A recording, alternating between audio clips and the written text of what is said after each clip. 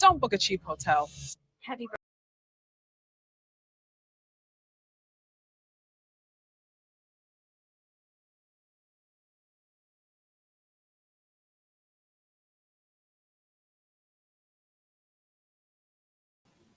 And welcome back, family, to another wonderful, infiltrating, edutating edition of the Artivist Thinks Stop Provocateur. This is We All Be, a news-free Dixie for the 21st century.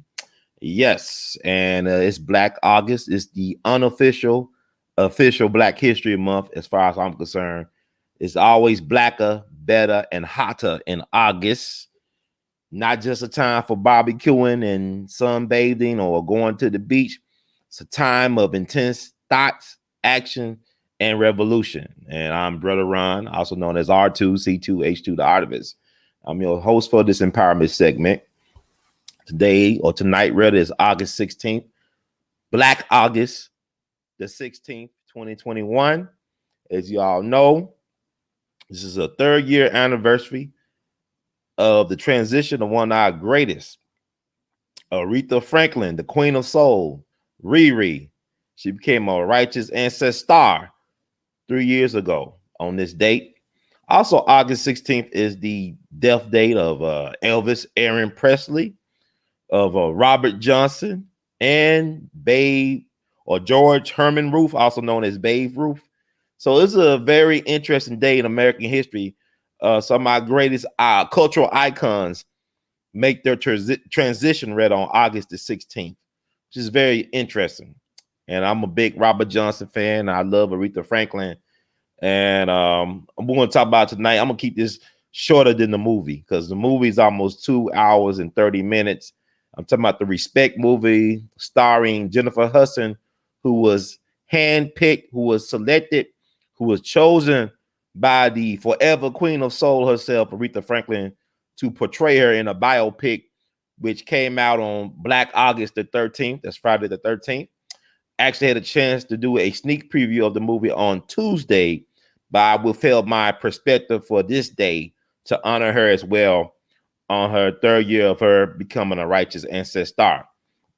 So we got, I'm going to keep this short and to the point. I'm going to try to do more shows live this week. I'm going to try some new things. Have I read The Devil's Chessboard? No, I will keep my eyes out for that. I'll Google that up or Amazon, whatever I got to do to check that out.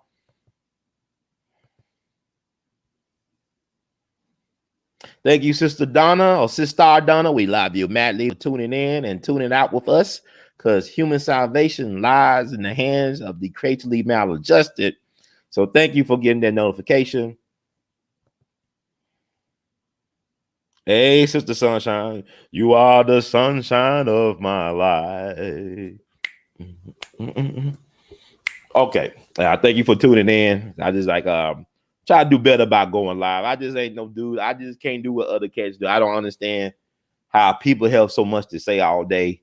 Because run their mouth, they go live. I'm on the toilet right now, but as I'm taking a dump, I want to put some dumps on your mind. Put some shit on your mind. Well, excuse me. Oh, darn it. I didn't mean to say that. Thank you for tuning in. And a moderator, she's a great moderator, Sister Sunshine. Thank you so much. Oh, yeah, I actually enjoyed it. It's like it was 2.5 hours. You know what I'm saying? It flowed very, very well. And we're going to talk about some of them. I'm not going to get too deep into all this other stuff people talking about. Well, that's interesting as it pertains to what, Sister Donna? Cliches about what?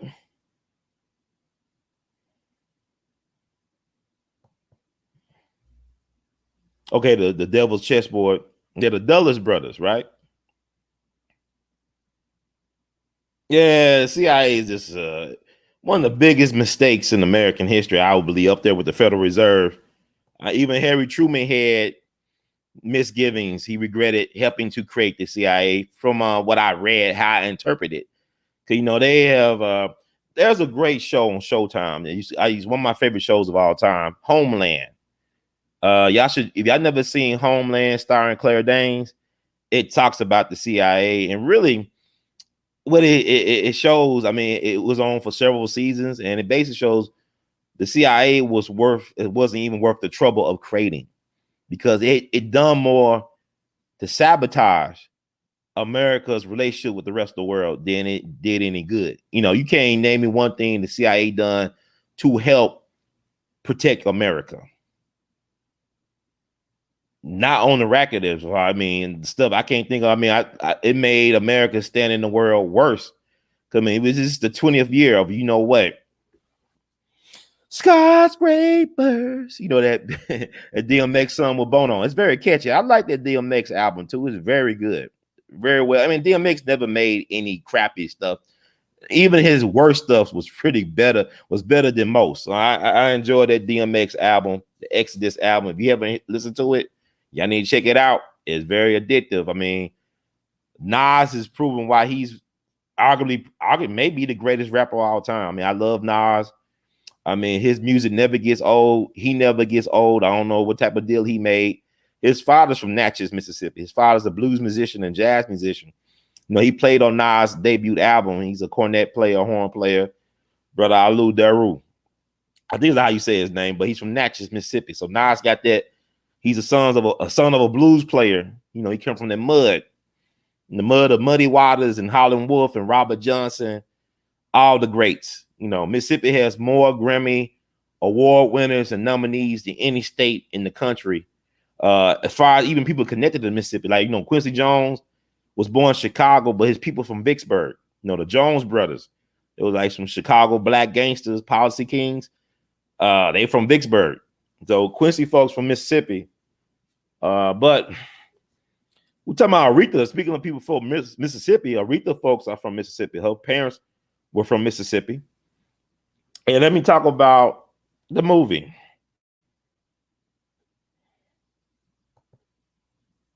Yeah, Truman he was used as a tool, like Woodrow Wilson was used to create the Federal Reserve. Funny how they use the Democrats to create these institutions that undermine our civil liberties. Woodrow Wilson made a deal with the powers that be. Look, if you make me president, I will create or sign the Federal Reserve into law. And from my understanding, I don't know because there's so much stuff you don't know. People say, well, he said one of his biggest regrets was having a hand in the creation of the Federal Reserve. I think Truman, after he saw what happened with Kennedy, if you think about the infamous, the White D. Eisenhower speech about the military industry complex, and Eisenhower knows the evil that men do very well. He was over the Allied forces or Supreme Commander, whatever, during World War II. And really, Eisenhower was interested because he wasn't a soldier, like a frontline soldier. He was really a desk jockey. No disrespect to General Dwight D. Eisenhower, but he was not on the front lines. He was really like more of a logistics guy, strategy and stuff. He was a thinker. He wasn't a frontline soldier, but he understood to a certain degree better than most the mechanisms behind these agendas that's being pushed. And he tried to warn the people about the military industry complex. And Truman found out the hard way, and Kennedy found out the hardest of them all. You talking about you're going to scatter the CIA into 1,000 pieces into the winds. They blew your head off into 1,000 pieces into the wind. Because one of the people he fired from the CIA, his brother was mayor of Dallas at the time. They knocked off Kennedy. And y'all should check out the Burt Lancaster movie that came out in the 70s, I believe, Executive Action. It deals with the Kennedy assassination. Like, they tell you what they're doing in their movies. I talked about the Lone Gunmen, the spin-off show from the X-Men. Their first show, which is still available online, the pilot episode deals with what happened 20 years ago. Skyscrapers. That Bono song with DMX is great.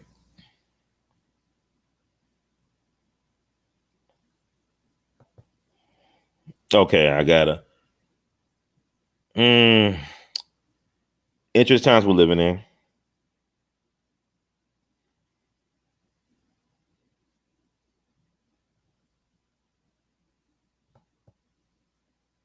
I mean, that's your opinion. I don't think it was weak. I don't think they destroyed his legacy. DMX, that was a good album for me. I like the Money Bag Yoke thing. The money is very addictive. A lot of good stuff he did. Nas on there. And Walk in the Rain, Bay of Salts. I don't agree with you on that one, man. And I don't agree. But to each their own.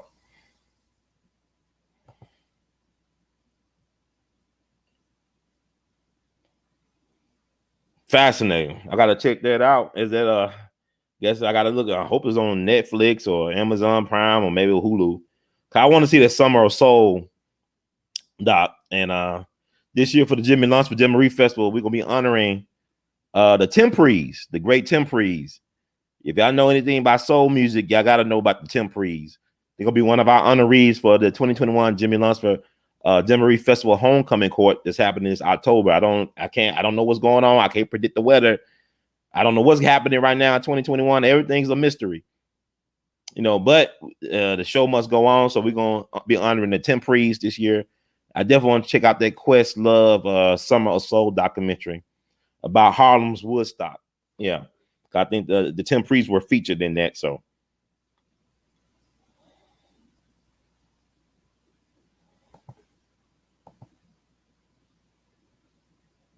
well, yeah. I mean, they hired him, like the Warren Commission appointed him to investigate the killing of Kennedy. So, it's always an inside job. It's always an inside job. Just like with Operation Ajax that overthrew a democratic Iranian government back in the 50s. Teddy Roosevelt's grandson had a hand in that. He was CIA because Iran wanted to control its destiny. It wanted to control its resources, its oil, and BP, British Petroleum, wasn't having it. So BP, along with British intelligence and the CIA, overthrew a democratically elected Iranian government back in the 50s. And people got short memory, or they just don't know. People say, why they hate America? It's not about hating America per se. It's about hating the policies of America. It's like with the, what's going on right now in Afghanistan. You could go to Mike Moore's documentary Fahrenheit 9/11, and it shows George Bush welcoming the Taliban as guests of the state of Texas when he was governor of Texas. When they had the Taliban come into Texas, They were treated like VIPs. It's like with Pearl Harbor. The was the 80th anniversary of Pearl Harbor.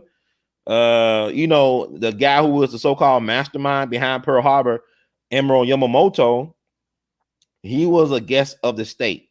He went to school at Harvard University. He went to Harvard University, and we taught him, or United States taught him how to fly airplanes.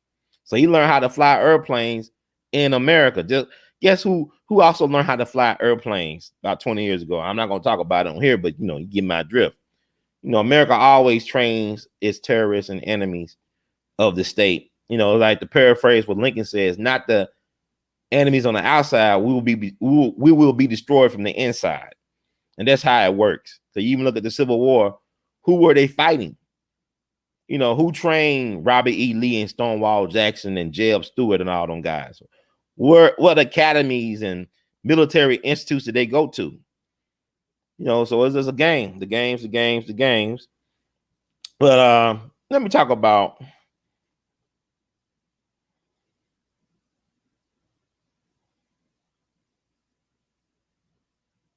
the Dulles brothers. I mean, they got an airport named after Dulles, one of the Dulleses, right? Allen, one of them. But this is a wicked system. You know, people trying to figure out, well, life, nobody ever told me life was fair. And you look at what's going on.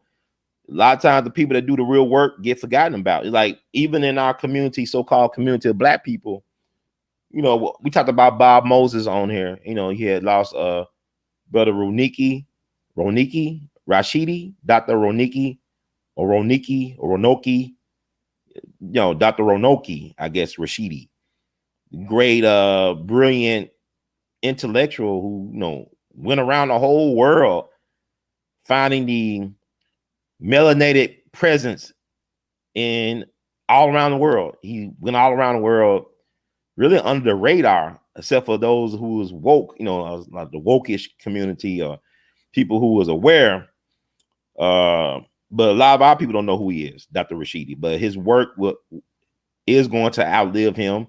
He has inspired enough people to continue to work. So and same with Bob Moses with his algebra project. You know, a lot of people, I don't know these people. They should be household names, but we live in a world where we are taught not to respect our homes. So we can't respect the ones who are truly prophets in our house, like it's biblical. So it is what it is. But like I always tell people, I've never been popular. Even no, I mean, I got people that like what I do, that follow me for years, I guess, and they love this work. But I never really been a popular person. None of my life. I've been bullied a lot. Bullies are necessary because it reveals who you are to yourself, and it helps you to understand or understand some of the choices you got to make in order to live with yourself. So, you know, I'm not one of these people. Even now, even on this platform as we speak, you know, they try to bully and intimidate people into submitting to certain type of viewpoints and perspectives and narratives, but we're not going to have any of that, you know, and we're going to speak our minds. But let's talk about respect. RESPECT. Find out what it means to me and you. We're going to talk about this movie. I've seen this movie, right? I don't have any expectations for any of these movies coming out. It's like they're different now. Like even like, you know, I love looking at gangster movies, mob movies. The golden era has passed. They, you know, the standard is Godfather, Goodfellas. I think the last great gangster movie that I've seen, and I have a problem with something there, it's probably American Gangster with Denzel Washington and Russell Crowe. That's probably the last great little gangster, like classic gangster movie. That came out in 2007, so it's 2021. And I'm gonna check out some of these stuff suggested to me on Amazon Prime.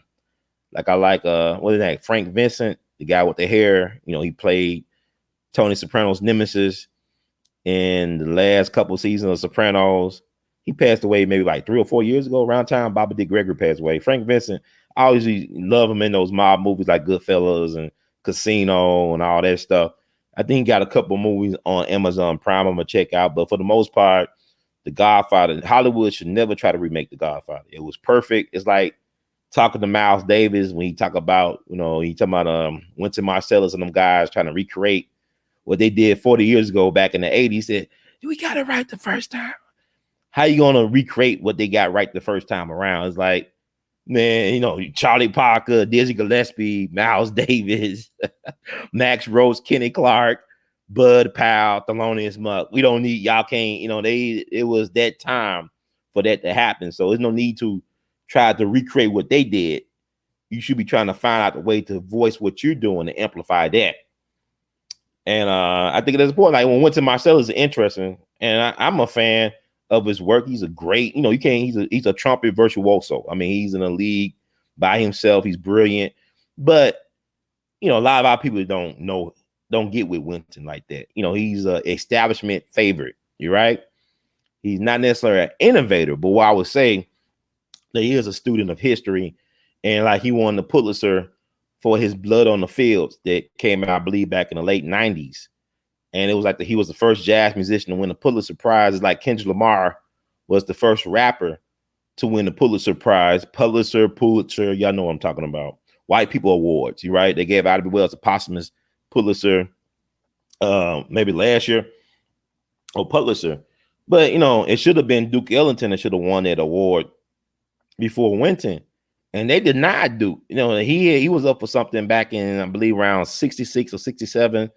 And the Pulitzer committee, in their wise counsel, did not give Duke something he earned. And Duke Ellington was doing music since the 20s, right? You know, recording stuff, Cotton Club, all these great suites, Billy Strayhorn, Take the A Train, Jimmy Blanton, the great bassist who revolutionized bass playing from Tennessee State. You know, Jimmy Blanton, by the way of Chattanooga, from Tennessee State University, the Collegians, Ben Webster, all them great, Johnny Hodges, all the stuff that Duke did over decades and decades, Black, Brown, and Beige, Sweet, all that stuff.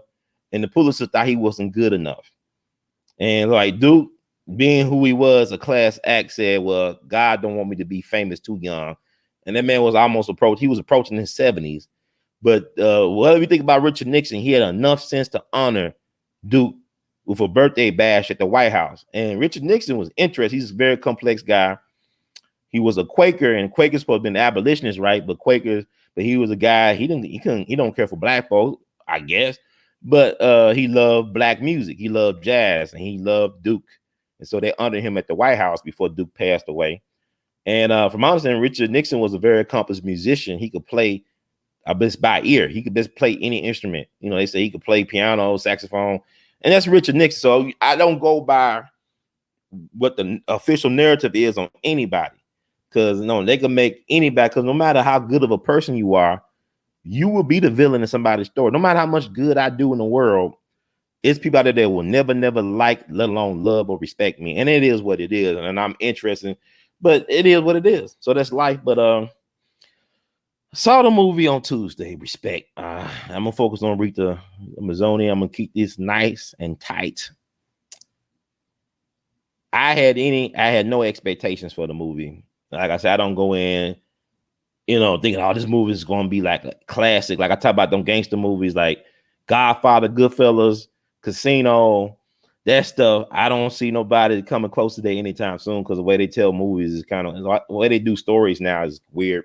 But it was good. I would suggest everybody go out. If you're a fan of Aretha, Black history, Black music, if you're looking for a good movie to be a conversation piece later on, I mean, this is the movie you should check out. Now, I didn't get a chance to look at the National Geographic Genius season of Aretha with Cynthia Erivo. Heard mixed reviews about it.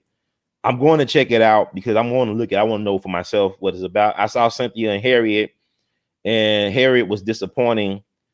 Not that I had any expectations per se, but I'm disappointed because the director knew better. She knew better. That sister did one of my favorite Black movies of all time, period, Eve's Bayou. She did Eve's Bayou, but then I heard she did a horrible train wreck on the Madam C.J. Walker story for Netflix. I have not looked at that Madam C.J. Walker mess. I don't think I'll ever look at that, because she character assassinated Annie Malone and the sister from St. Louis. Annie Malone is a folk hero. She's a hero or shero in St. Louis history, and she just basically character assassinated the sister and destroyed the story. If they just tell our story straight, it'll be much better than the sensationalism and the dramatization by Hollywood. Let's tell the truth about who we are. We couldn't hardly believe that we did all that stuff. And so it was good for what it was. I didn't have any high expectation or high hopes. I just wanted to see the movie, and I was not disappointed. I know I like how they opened it up, the movie, where they showed her father having one of his famous legendary house parties while the black elites, like the top black celebrities, like, you know, people like Dinah Washington, one of my favorite singers of all time, really one of the queens of soul. Dinah Washington was amazing and is amazing, and died terribly young at the age of 39. Accidental drug overdose, sleeping pills and wine. I guess she died at 39 in her sleep, just back in July of 63. But Dinah Washington, one of the greats, and she was born in Black August. She's actually born on August 29th. August 29th is also the birthday of Charlie Parker, Michael Jackson, Albertina Walker, another gospel queen, and so many others. I mean, Black August is amazing, but on that one date alone, you got all one day in Black August, the 29th, you got all those Virgos coming through, changing the game, and Dinah Washington was one of them. So, like, I like the fact they opened up with Art Tatum, the great Art Tatum, playing on the piano. Arguably, probably the greatest piano player who ever walked the planet, Art Tatum, virtuoso. You know what I'm saying? So this is what Aretha was growing up with, and touch upon what Bill Clinton said in his eulogy of Aretha 3 years ago. And I give him props. I give people credit, but credit due, because Barack Obama didn't even show up, and it's unfortunate. Because Aretha was known of being terrified of flying on planes. She hates flying on planes. So I think she drove out. I mean, she did things for the Obamas, like great inauguration song she did with the church lady hat, the classic church lady hat. You know, I was there freezing my ass off along with a lot of other people, millions of people, to hear her do her thing. Inauguration day of 2009, and for him just to, you know, I mean, I think he could have did both John McCain funeral as well as Aretha. 100 years from now, if there's still people around, they'll still be listening to Aretha Franklin. They'll still be talking about Aretha Franklin. You might have some people in politics and history, you know, classes talking about John McCain in passing, but I truly believe that Aretha Franklin had more of an impact on humanity than John McCain ever did. And no disrespect to John McCain, but Barack chose politics over, you know, the mood of the people. And I think Stevie Wonder showed up to John McCain. I don't know, but I'm not getting out of the politics of all that. But she grew up in a household full of music and love. And I like how Forrest Whitaker played C.L. Franklin, the father, the patriarch of the Franklin clan family. And anytime I see Forrest Whitaker name attached to a project, I know it's going to be watchable. Like, Forrest Whitaker is a great actor. I love Forrest Whitaker's work. He's doing a great job in The Godfather of Harlem, holding it down as Bumpy Johnson. I enjoyed his work in Bird, the legendary Charlie Parker. Now I know in hindsight that Clint Eastwood did a BS movie on Charlie Parker, but I used to love looking at that Bird movie with Forrest Whitaker. He's just a great actor, and he held it down as C.L. Franklin. And Jennifer Hudson did her thing. I mean, she did not embarrass herself at all as the queen of soul. She held it down. She was, you know, she was consistent. It was not a breakout performance, but it's like, you know, you live in, like, Aretha knew you could pull this off, and you didn't let Aretha down at all. You held your own. You anchored it. But I would say my favorite performance in the whole movie was Marlon Wayans as Ted White, Aretha's pimp husband, Detroit pimp, Detroit player, Ted White. I think Marlon Wayans did a great job. He should get nominated for some awards. I mean, it was amazing. Because we all know him as the comedian. He's a comedic actor, but he is a classically trained actor. He went to Howard University in DC. He's a classically trained actor. He could do Shakespeare. And just looking at him doing his performance as Ted White, he could have killed a Richard Pryor biopic. He would have made it phenomenal. I mean, like, he could have possibly did for Richard Pryor what Jamie Foxx did for Ray. That's how great of an act he did in this movie. And I thoroughly enjoyed him. He was kind of like comic relief as well. But the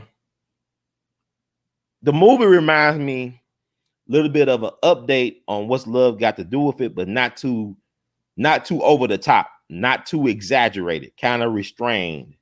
Because what's love got to do with is really their character assassinated Ike Turner.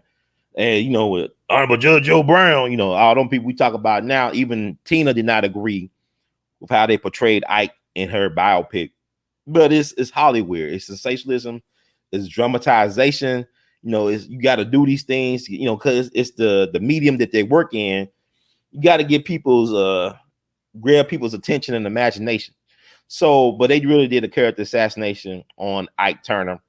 And I will give credit to this movie, respect, for not destroying the black men in Aretha's life, the leading black men, like her father, like even Ted White. You can feel some type of empathy for him to a certain degree. He was not a total sociopath per se. But why I think people, I think it's a really wicked trick. Because even, you know, you got this movie coming out with Will Smith playing the Williams sisters' father. This guy did not know how to play tennis, but he taught his daughters how to play, and they became arguably the greatest of all times. They won the greatest, and some people believe Serena is the greatest tennis player, man or woman of all time. But this was a black man from the South whose best friend was lynched for allegedly stealing a chicken in Louisiana. So black man didn't know how to play. No tennis. I mean, he's in his 40s, I think, teaching his daughters how to play. Black man, from my understanding, who took ass whoopings on the tennis courts in South LA by gang members and drug dealers just so his kids can have a space to play. So this is a black man that put his life on the line to make sure his daughters become great at what they did. See, some of the greatest fathers in history are black men, but they like to demonize black men. I don't know if y'all know this is a trend, because even with Joe Jackson, you know, people talk about the mother, Catherine. Yeah, Catherine and Joe helped create this amazing family, music family. But if it was for Joe Jackson's commitment to making sure his kids do their thing, we wouldn't have no Michael Jackson, let alone a Janet Jackson. And yeah, a black man got to be the villain because they don't want strong black men around raising strong black families. Now, I don't know. I never met Joe Jackson. You know, Dick Gregory knew the Jackson's family well. I don't have any stories. I don't know. I know how he's being portrayed in popular cultures. It's like with Ike Turner. But you need strong black men to build strong black institutions. Like you even go back to Black Wall Street. Black Wall Street was not founded by black women. It was founded by black men. And black women were allowed to prosper because they had a space that was created and protected by black men to fulfill their full potential. That what men do for any group of women of any race. You got to have men wanting to decide to be men, to take risk, to make sure that their people are safe. Even when you look at the mafia, how they run their neighborhoods, their communities, the women felt safe walking down the street. Because the men, they, you know, like you look at the Godfather, the first Godfather, we don't sell drugs in our community. We sell it to the black people because they have no souls. They're just animals. They have no souls. We sell it on their playgrounds. You ain't gonna sell no drugs where I live, where my grandma live, where my mama live, where my wife live, in the playground where my children play. That's a hey, we got to deal with you, player. But you know, there are rules. When you actually have a community, when you control your institutions, control your family, then you can have amazing success in life. But they always demonize black men. It's like even people are critical. Like I heard about Amanda Seals talking about, well, about their mama. You know, it was their father that taught them how to play tennis. Their mama helped create the daughters with the father. They had procreate and they created. Like what Judge Joe Brown said, you know, when you see a person walk around, that's a successful, you know, uck. It's a successful uck. So I'm glad they didn't throw C.L. Franklin under the bus because he had a unique life. And I heard that the National Geography genius thing did try to allege or some innuendo. I mean, I don't get into all that. I mean, C.L. Franklin started his preaching career in Memphis, I guess in New Salem. And I don't know. I think it's New Salem, man. Y'all go, y'all love, like I said, I'll be joking about that. I say one thing wrong, get a date off. Y'all say everything is invalidated. Well, Brother Ron said that he had on red shoes, but he had on purple shoes. So he lied about the shoes. So that means I can't trust nothing what Brother Ron said. I'm just telling y'all from my perspective. I would encourage y'all not to always trust me, but to do your own research, because really there's a lot of contradictions when you start really digging into certain things.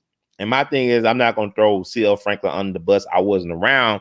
I know I heard things like allegedly he got a 12-year-old pregnant in this congregation in Memphis. He had to leave Memphis and end up in Detroit. I don't know.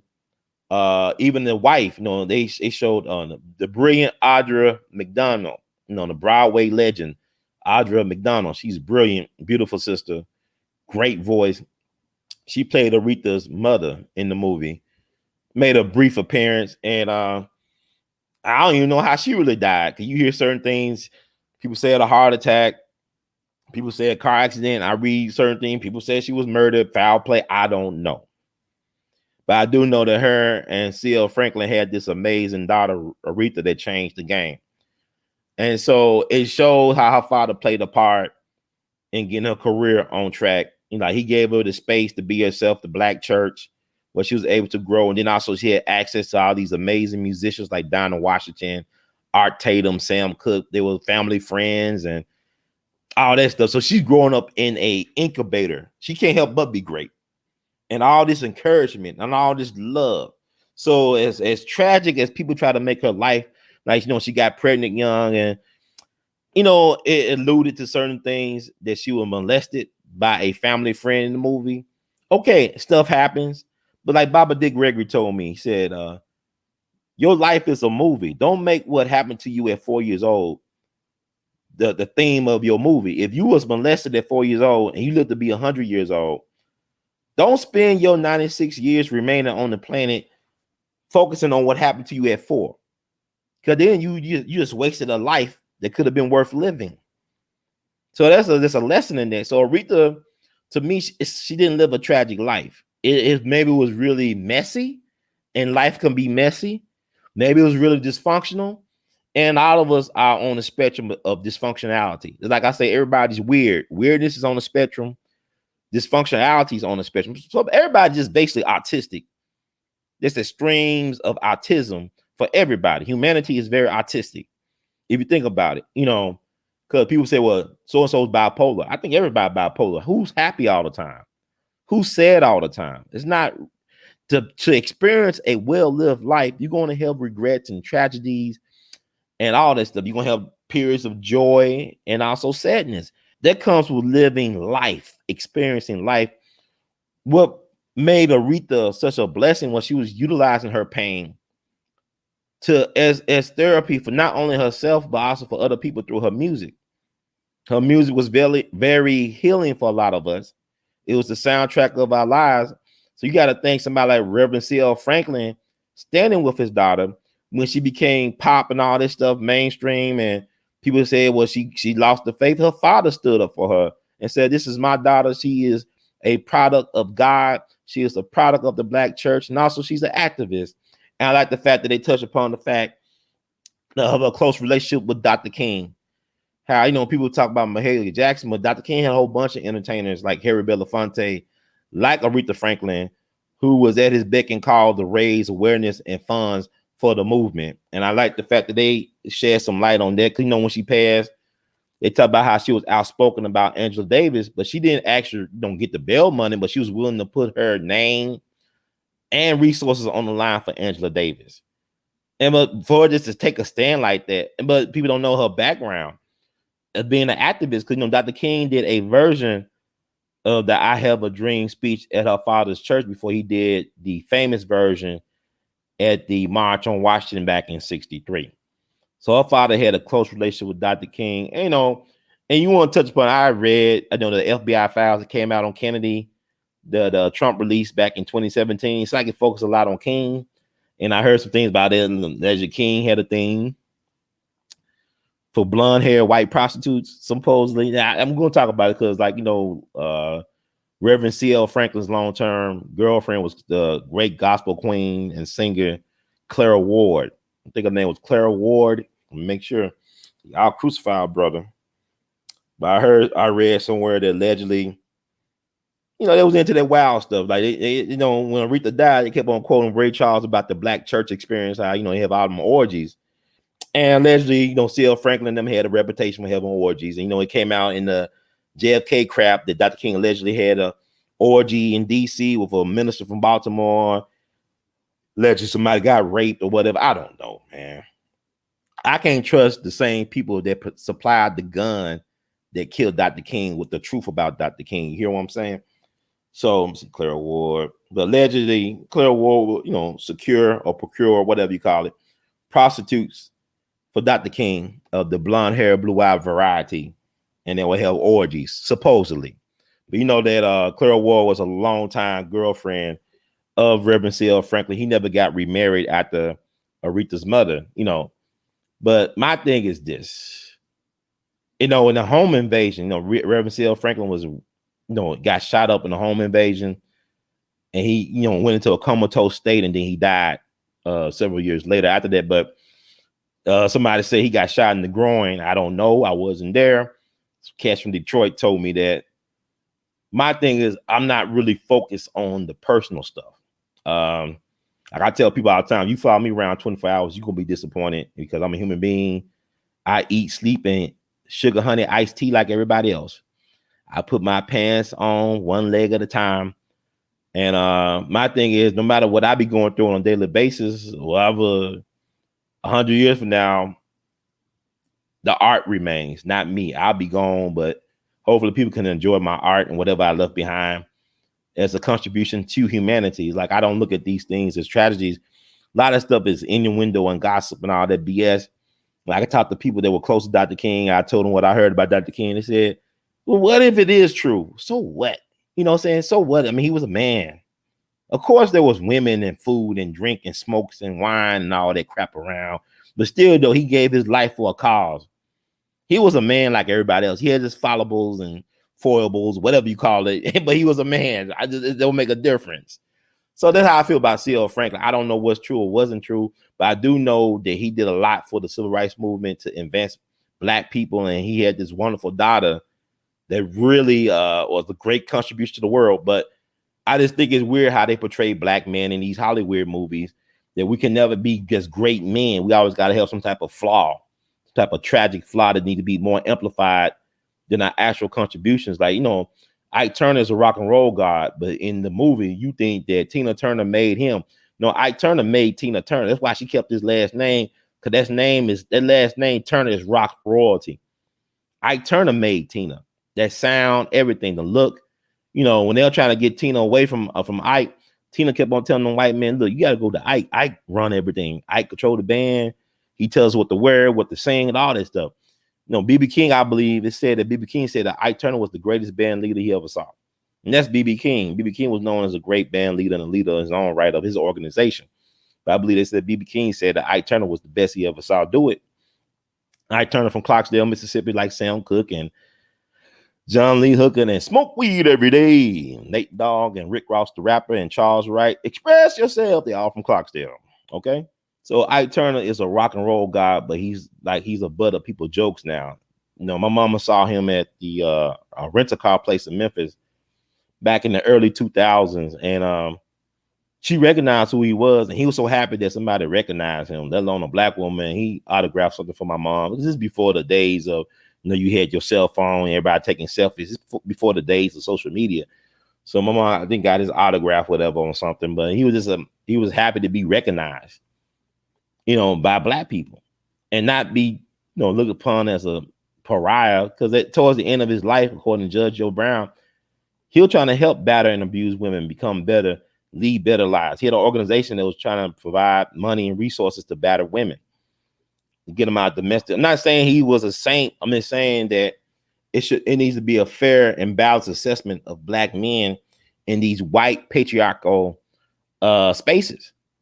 White men do the things that we accuse of doing, and they're national heroes. We become butt of jokes and forgotten about, and we consider pariahs. But you wouldn't have no Michael Jackson and Janet without no Joe Jackson. You don't have Aretha Franklin without C.L. Franklin. You don't have the Williams sisters without King Richard.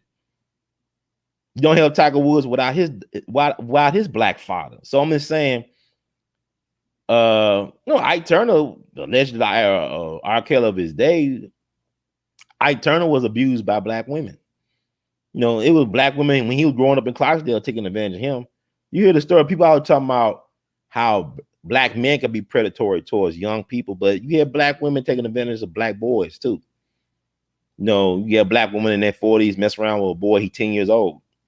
And that could warp your perception on how you deal with sex and relationships, and especially with dealing with the opposite sex. That could ruin that foundation. Doing that, being done to you, people, all that's great. You know, you look at even at these school sex scandals. You got these attractive women, not just black women, some white women, attractive women into young kids. Like you had that lady Letourneau, Mary Kate Letourneau, I think her name, that white teacher that messed around with that Filipino, whatever he was, that South Pacific Islander. You know, he was some type of Asian extraction, right? And she was having sex with him nonstop, having babies. She just died with a cancer about a couple of years ago. She couldn't stop messing with the guy. But he's like, why do people seek out these younger people? So, I mean, I think it's more of not just love; it's an issue of controlling people, of possession, and I don't. It's like I was just popping my mind was the Lee. Y'all need to check out the Lee Morgan documentary that deals with the death of Lee Morgan by his common law wife. I think Helen Morgan. They came out a couple years ago, and she actually killed them on stage at Slugs in New York City back in, I want to say, February of 1972. Lee Morgan is one of my favorite musicians and trumpet players of all time, sidewinder and stuff like that. But he was killed on stage by his common law wife during a snowstorm at Slugs in New York City, just back in 72. I want to say Lee Morgan was young. He had to be like 32 or 33, like a Jesus age of 33, I think.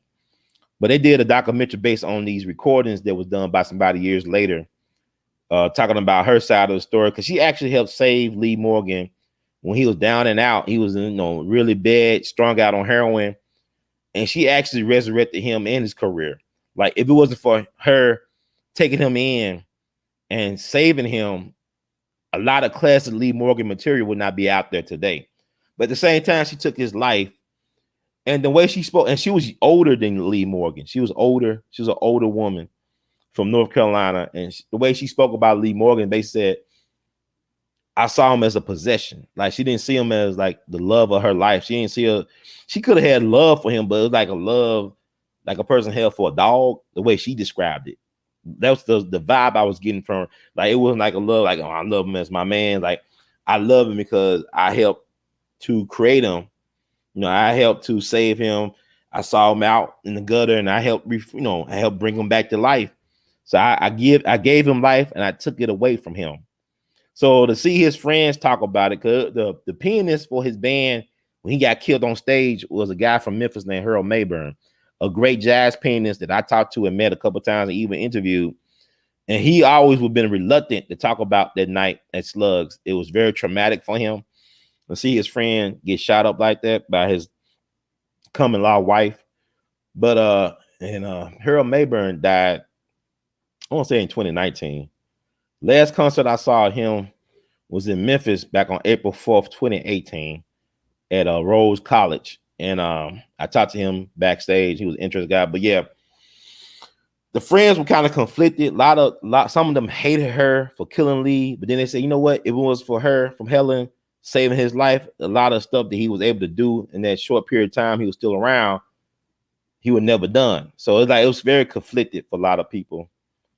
But yeah, how they portray black men as monsters. Like, we ain't the biggest monsters. Like, we ain't the biggest pimps. Like Ted White, for example. Marlon Wayans did a phenomenal job with the character of Ted White. I know it's like I'm all over the place. It's so much to think about and talk about. That's why I be so slow doing streams. I got a lot on my mind, but I don't like to talk about it all the time. Yeah, this is my art. This is me. I gotta do a better job of promoting my art. Yeah, this is my art. I wear my art too. Y'all go down to that Teespring shelf below the description box on this video. Yeah, I'm an artist. I do a little bit of everything. You think about Chuck Berry? Are you confusing Ike Turner with Chuck Berry? I heard a story about Chuck Berry, like he was kind of like an R. Kelly dude back in his time. I didn't hear that about Ike Turner. You talking about Chuck Berry, probably. May he rest in peace. You think about Chuck, it's Chuck Berry you talking about. And I wish, I regret. And when I was going to school in Washington University in St. Louis, I had maybe several chances I could have saw Chuck Berry perform in University City at this place called Blueberry Hill. Chuck Berry would perform there a lot during the year. And I was at school for 4 years. I had a chance. I wish I would have took upon myself to really see him and to enjoy him in person. I'm lucky I got a chance to hear Aretha Franklin at the inauguration in person. I never met her, but I met her through her song and her spirit. There's so many people, but anyway, it is what it is. Yeah, Chuck Berry. Yep, that's it. Thank you so much. Thank you for listening. Yeah, I want to change up. I might in the coming future, I might be having a way where I want to invite some of you all who want to chat. I'll put a link in the chat doing a live stream. We'll have y'all on. I don't know how long. It might be limited. I don't know. Uh, we'll see. But I want to do that this starting this month. More interaction with you all. Get in on this show and see where it goes.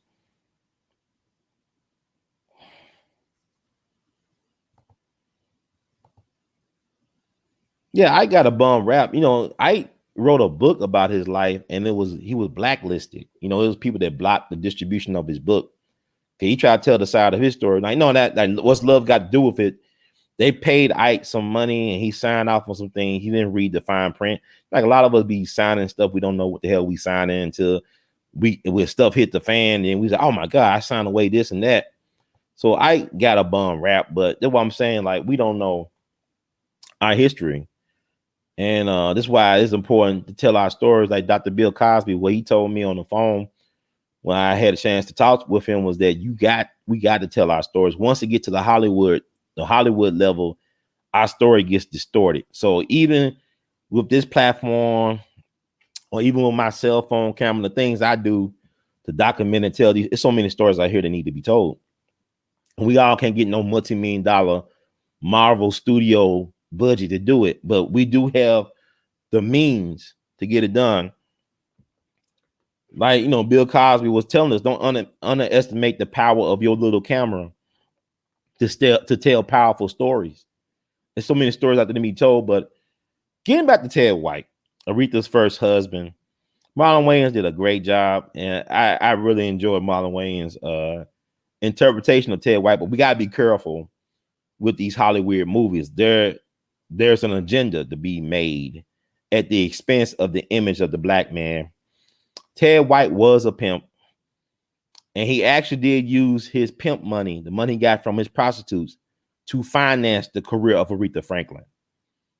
Before the Jerry Wexler of Atlantic Records and all these big wigs, and you talk about the Hammonds, it was Ted White, a pimp from Detroit, who was married to Aretha, a preacher's daughter, that financed her career during the mean and lean times. And they touch upon that. They touch upon his career occupation, but he was there for her when a lot of folks wasn't there for Aretha. So I got to give the devil his due.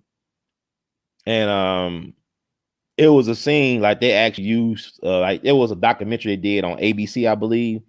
I want to say it came out in 1967, and they dramatized that in the movie. And I think y'all should look at the movie, watch the movie, and how they portrayed Ted White in the movie via Marlon Wayans and his interaction with Aretha, her producers like Jerry Wexler, and her sisters, because her sisters were her backup singers. And one of my favorite Aretha songs of all time, "Ain't No Way," was written by her sister. And actually, her sister is in the background singing with Aretha. That's one of my favorite Aretha songs. And people don't understand, Aretha never, I don't think she wrote anything really. I could be wrong. But she's like, what she did, she took other people's songs and she tuned it in her voice. It's like, I know they give her credit for being an arranger, and but what was actually a song she wrote Because Natural Woman ain't her song. She made it her song. I think Carole King wrote that, if I'm not mistaken. Y'all can correct me. I'm not gonna look this up. I know that Respect was written by the great Otis Redding. I didn't like the fact how they downplayed Otis in the Respect movie, like he was a nobody. Now he wrote the song that made Aretha a legend. That was his song, Respect. You listen to his version of Respect. It's good. Otis was amazing. Otis was amazing, man. He could write his ass off, man. And he was smart business person, but he didn't get a chance to enjoy his labor. Not too much. They killed Otis at 26. Otis like he was about 41 years old.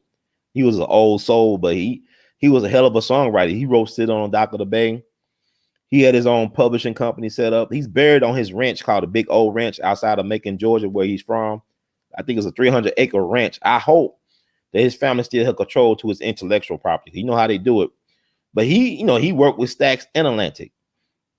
And the Respect song he wrote, Aretha added her little things to it, but it became her anthem. But he wrote that song. And I believe I didn't like how he was dismissed in the movie, where Jerry Wexler, played by Mark Marone, the comedian, podcaster, he said Otis who? Like, it was so disrespectful.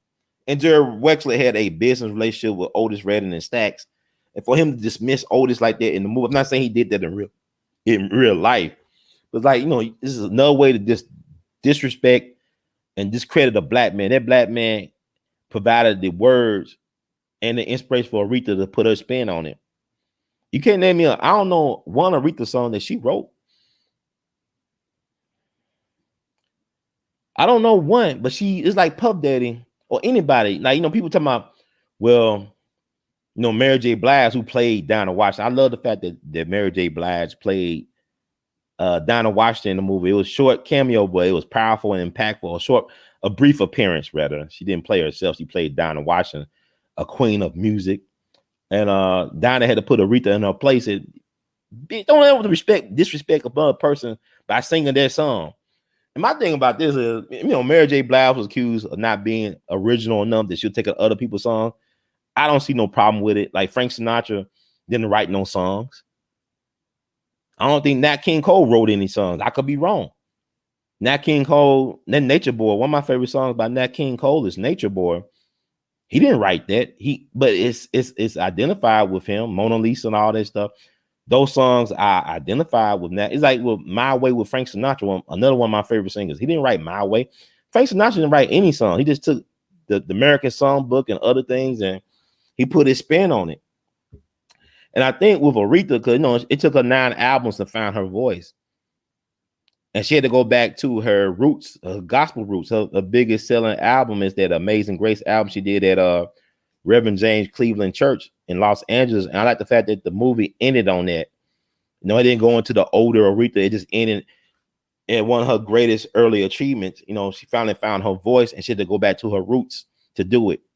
She had to go back to the black church. It's like what John Lennon said, how rock and roll was invented. All they did was replace Jesus, Jesus, Jesus with baby, baby, baby. that what Aretha and Ray and Sam Cooke and all of them did. That's all they did. Because you gotta have that soul. And music is missing soul right now. That's soul. Aretha was one of the last soul singers. Soul. It's soul. Because it's not about your range or how much talent you have. It's about what you can get out your talent. Like, Otis didn't have the greatest voice, but he had an expressive voice. He had a soul. He came out the church. You know what I'm saying? So Sam Cooke, all these people come out the church. And that's missing now, because a lot of young folks ain't going to church no more. So there's a different environment, different time. But compare that documentary that was done by ABC on 67. Back in 1967, I think Aretha was given an honor. I don't know if she was given the key to the city of Detroit. Detroit mayor honored her, Dr. King honored her, and they dramatized that in the movie. But how they played up some so-called tension between Aretha's first husband, Ted White, and her family and the producers, that is not present in the actual documentary. It's on Real Black. I don't know how long you're gonna keep it up, but Real Black uploaded it the other day. The documentary featuring Aretha Franklin talking about her music, and then her husband was being interviewed. In the movie, he was jealous and insecure about his standing with Aretha. He was insecure. He didn't like the fact that she was close to her sisters. That's how they played it out in the documentary dramatization in the movie, but in the actual document, you don't see all that tension. The way you gotta be careful about Hollywood and their agenda when it comes to black men and black women relationships. I'm not saying that he wasn't abusive towards Aretha and all that stuff, but you gotta understand, as a black man, we all been abused. Not just the women, it's black men been abused, black children been abused by this whole damn system. So we all dealing, like Evie talking about, you help me deal with my demons, baby. When I hear your voice, it helps me deal with my demons. We all got a hellhound on our trail, as Robert Johnson would say. We all got them hellhounds, some demons that we deal with. That's being melanated people in the system that don't value or love or really try to help and support us. We all soul survivors. We all got trauma that we dealing with, resolved and unresolved. But and I also like the fact they talk about Muscle Shoals, like the famous Muscle Shoals session. She had to go down to Alabama, go down to the roots to really find her folks from Mississippi. And she was born in Memphis. She had to go back below the Mason-Dixon line to really find herself with white musicians of all people. You know, Muscle Shoals, they did a documentary. I think it's an award-winning documentary about the Muscle Shoals recording studios down there in Muscle Shoals, Alabama. You got, people like Wilson Pickett. So many people come through that, and they made some amazing records. And it's like, all white musicians session. They have all white musicians. And Alabama's like Mississippi. A lot of great talented people come out the state of Alabama, like black and white. That has helped make this country phenomenal in terms of cultural contribution. So Aretha, she was able to find her voice down in Muscle Shoals. I don't know if it's the water down there. But you also got to remember that the Alabama produced W.C. Handy, who's from Florence, Alabama, the father of the blues, who once upon a time lived in Memphis, and also Sam Phillips. I think Sam Phillips is from Florence, Alabama. He's from Alabama. That's the guy who created Sun Studios that discovered Elvis, but also he had like black musicians he recorded. Like he was a big fan of black music. And he was trying to get black musicians recorded so they could cross over to mainstream success. He wanted black, when Sam Phillips started Sun Studios, he was focused on trying to make black musicians popular and mainstream. I'm talking about people like B.B. King and Muddy Waters and Howlin' Wolf. And then he was given the gift of Elvis, but his talent scout was Ike Turner. Ike Turner was the talent scout for Sun Studios. And also allegedly Ike Turner and his Delta Cats with Jackie Briston singing lead on Delta 88. That's an Oldsmobile car that was very popular back in the day, Delta 88. I thought that the rap was one that invented all that, dropping brand names like my Adidas or Air Force Ones and all that. Now, Ike Turner and his Delta Cats with Jackie Briston on vocals, they did, I said, it's Rocket 88. Did I say Delta 88? It's Rocket 88. I know y'all love to correct a black man. Especially when, Brother Ron said Delta 88. Oh, man, I can't trust this guy. Now, Ike Turner and his Delta Cats, but they did a song called Rocket 88 that talks about the popular Oldsmobile car. A lot of people believe that's the first rock and roll song in history. And that's debatable, but it's one of the first rock and roll. It's considered one of the first rock and roll songs, Rocket 88. And he did that at Sun Studios in Memphis. So Aretha is like, Aretha's from Memphis and she's going down to Alabama to find her voice again. And I'm glad they showed it in the movie. And also the tension between Ted White and the producer who led the Muscle Shoals studio. And I became aware of Muscle Shoals because of documentary. I was back in December of 2013. I was up in Harlem on Sugar Hill in the brownstone of the one and only Fab Five Freddy. Yo MTV Raps Fab Five Freddy. The guy who hosted, the first host of Yo MTV Raps. He was amazing, like Renaissance man, music, art, graffiti, all that stuff. I'm friends with Michael Holman, who was the legendary manager of the NYC Breakers. That was the breakdancing group from New York. They performed at Reagan's inauguration. I want to say back in 84 or 85, whenever he had his, I think it was the second inauguration. And James Stewart hosted everything. So Michael Holman is a friend of mine. He also was a close friend of John Michelle Basquiat. They started their rock and roll band Gray together. him and John Michelle. And also he was the screenwriter for the Basquiat movie starring Jeffrey Wright as John Michelle. So he's a friend of mine, but he, I was in New York City. He took me over to Fab Five Freddy's home, and we saw the Muscle Shoals movie, and man, it was a contact high, man. How high as hell, man. It was amazing because we were talking about everything. Because Fab Five Freddy's godfather is Max Roach, the great jazz master, drummer extraordinaire who used to be married to Abby Lincoln. Abby Lincoln was in the movie Mo Better Blues. She was Bleak's mom at the beginning. That Abby Lincoln. Yeah, his godfather is Max Roach, the great Max Roach. And we were having a great conversation. We talked about Marcus Garvey. Marcus Garvey's birthday is tomorrow. And I told Fab Five that Marcus Garvey, one of his biggest fans was Ho Chi Minh, the guy who led the Viet Cong. Ho Chi Minh used to come to America to listen to Marcus Garvey speak. So Marcus Garvey had a profound influence over Ho Chi Minh, who led the Viet Cong resistance, and they declared a victory over America. So he didn't even know that. He said, man, you telling the truth? I said, yeah, man. And Ho Chi Minh, his hero was Marcus Garvey. And I remember he wrote me an email. I said, man, you right, man. I found this stuff, man. I didn't know that Ho Chi Minh got down with Marcus Garvey like that. I said, yeah, man. Well, that was the first time I heard about Muscle Shoals. And Aretha Franklin was talking about her experience down there. So the movie was good for what it was. It's good. It's watchable. It went 2.5 hours. It didn't seem like it flowed very well. And like I said, Ted White was necessary. It's like you look at I'm from Memphis. I'm in Memphis right now. They said the first black millionaire in the South was a guy named Robert Church Sr. Robert Church Sr. made his money through real estate. Robert Church Sr. saved Memphis after the yellow fever epidemic hit Memphis so hard that we lost our city charter. Memphis was no longer considered a city because so many people died and so many people left Memphis after the yellow fever pandemic, as we say. And he brought the city back.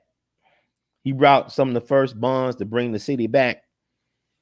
And he made his fortune by owning real estates with brothels. He owned houses of prostitution on his real estate. It's hard out here for a PIMP. So people don't want to talk about that, but the guy who saved Memphis was also a pimp.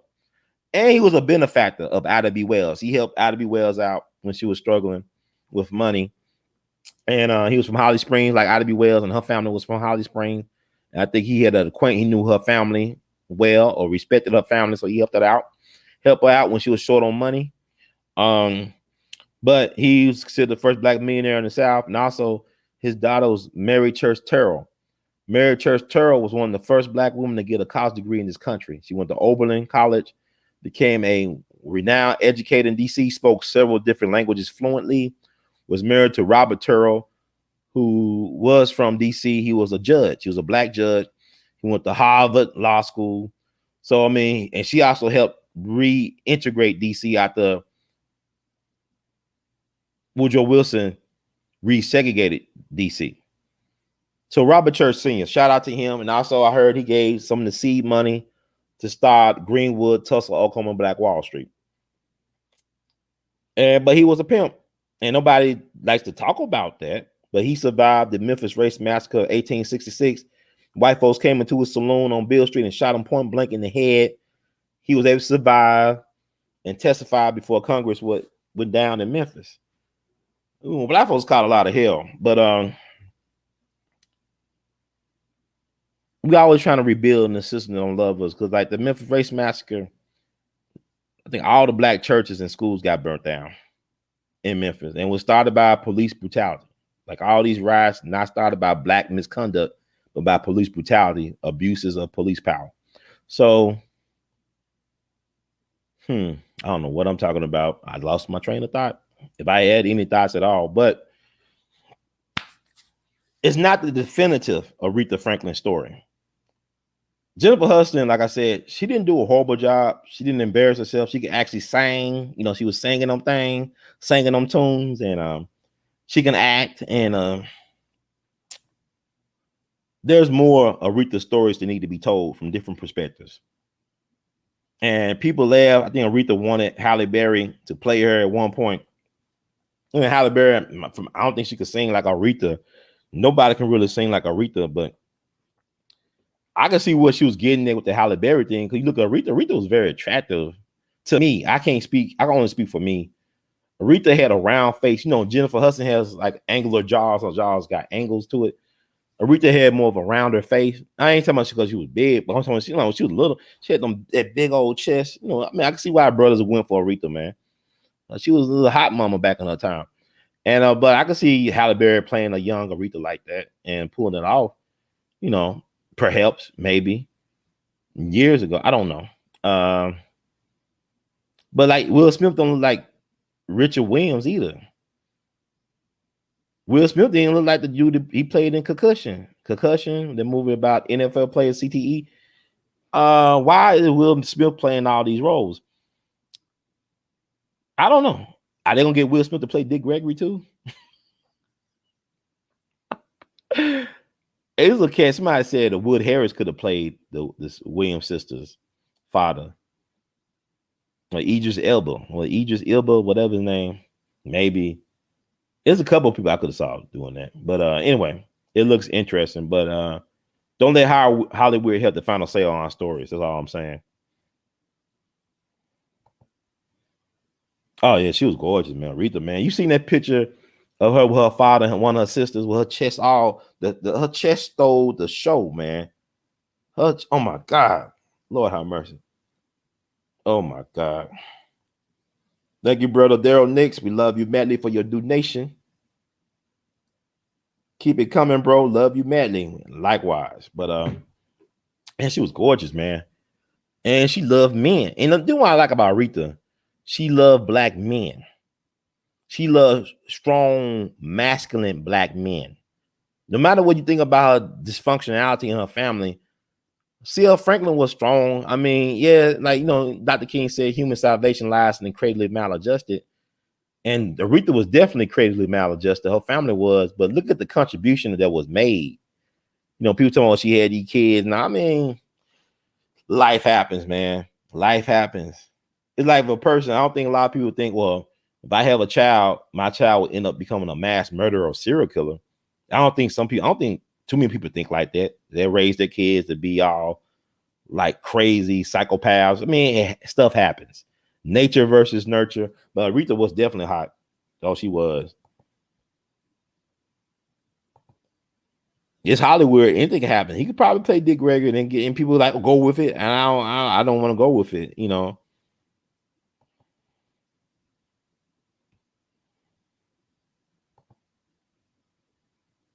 Yeah, they do have a doc. This documentary I talking about when I was getting high, contact high. They talked about the water might have something, but then you look at the Mississippi River. Like Memphis is one of New Orleans, Memphis, St. Louis, even Davenport, Iowa, where Big Spotterbeck is from. You know, something about water. Something about the water. I agree with that. Because them white musicians sound like brothers, man. You know. We love you, man. I appreciate it. I received that. Talk is yeah, I want to play a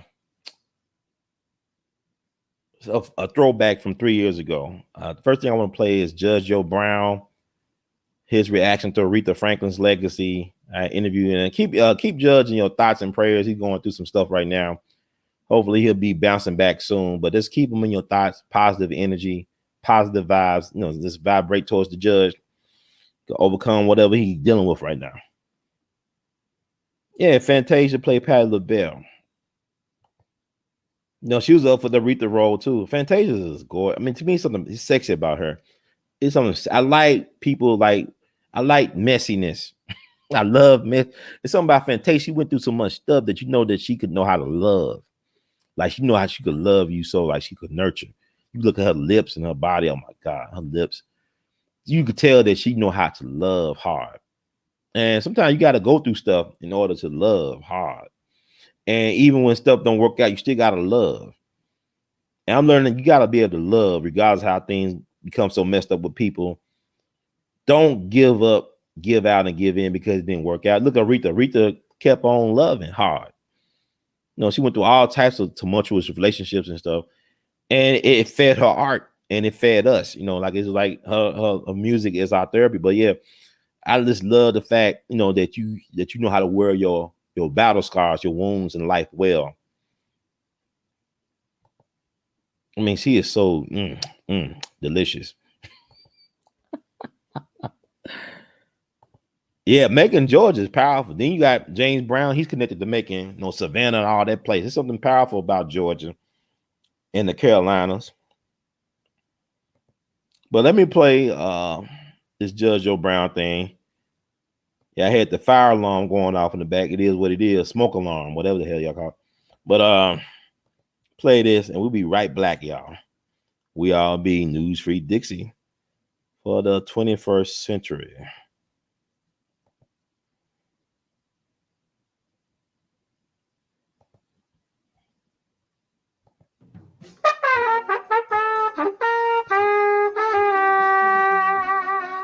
This is Brother Ron, and welcome to We All Be News Radio and TV, the News Free Dixie for the 21st century.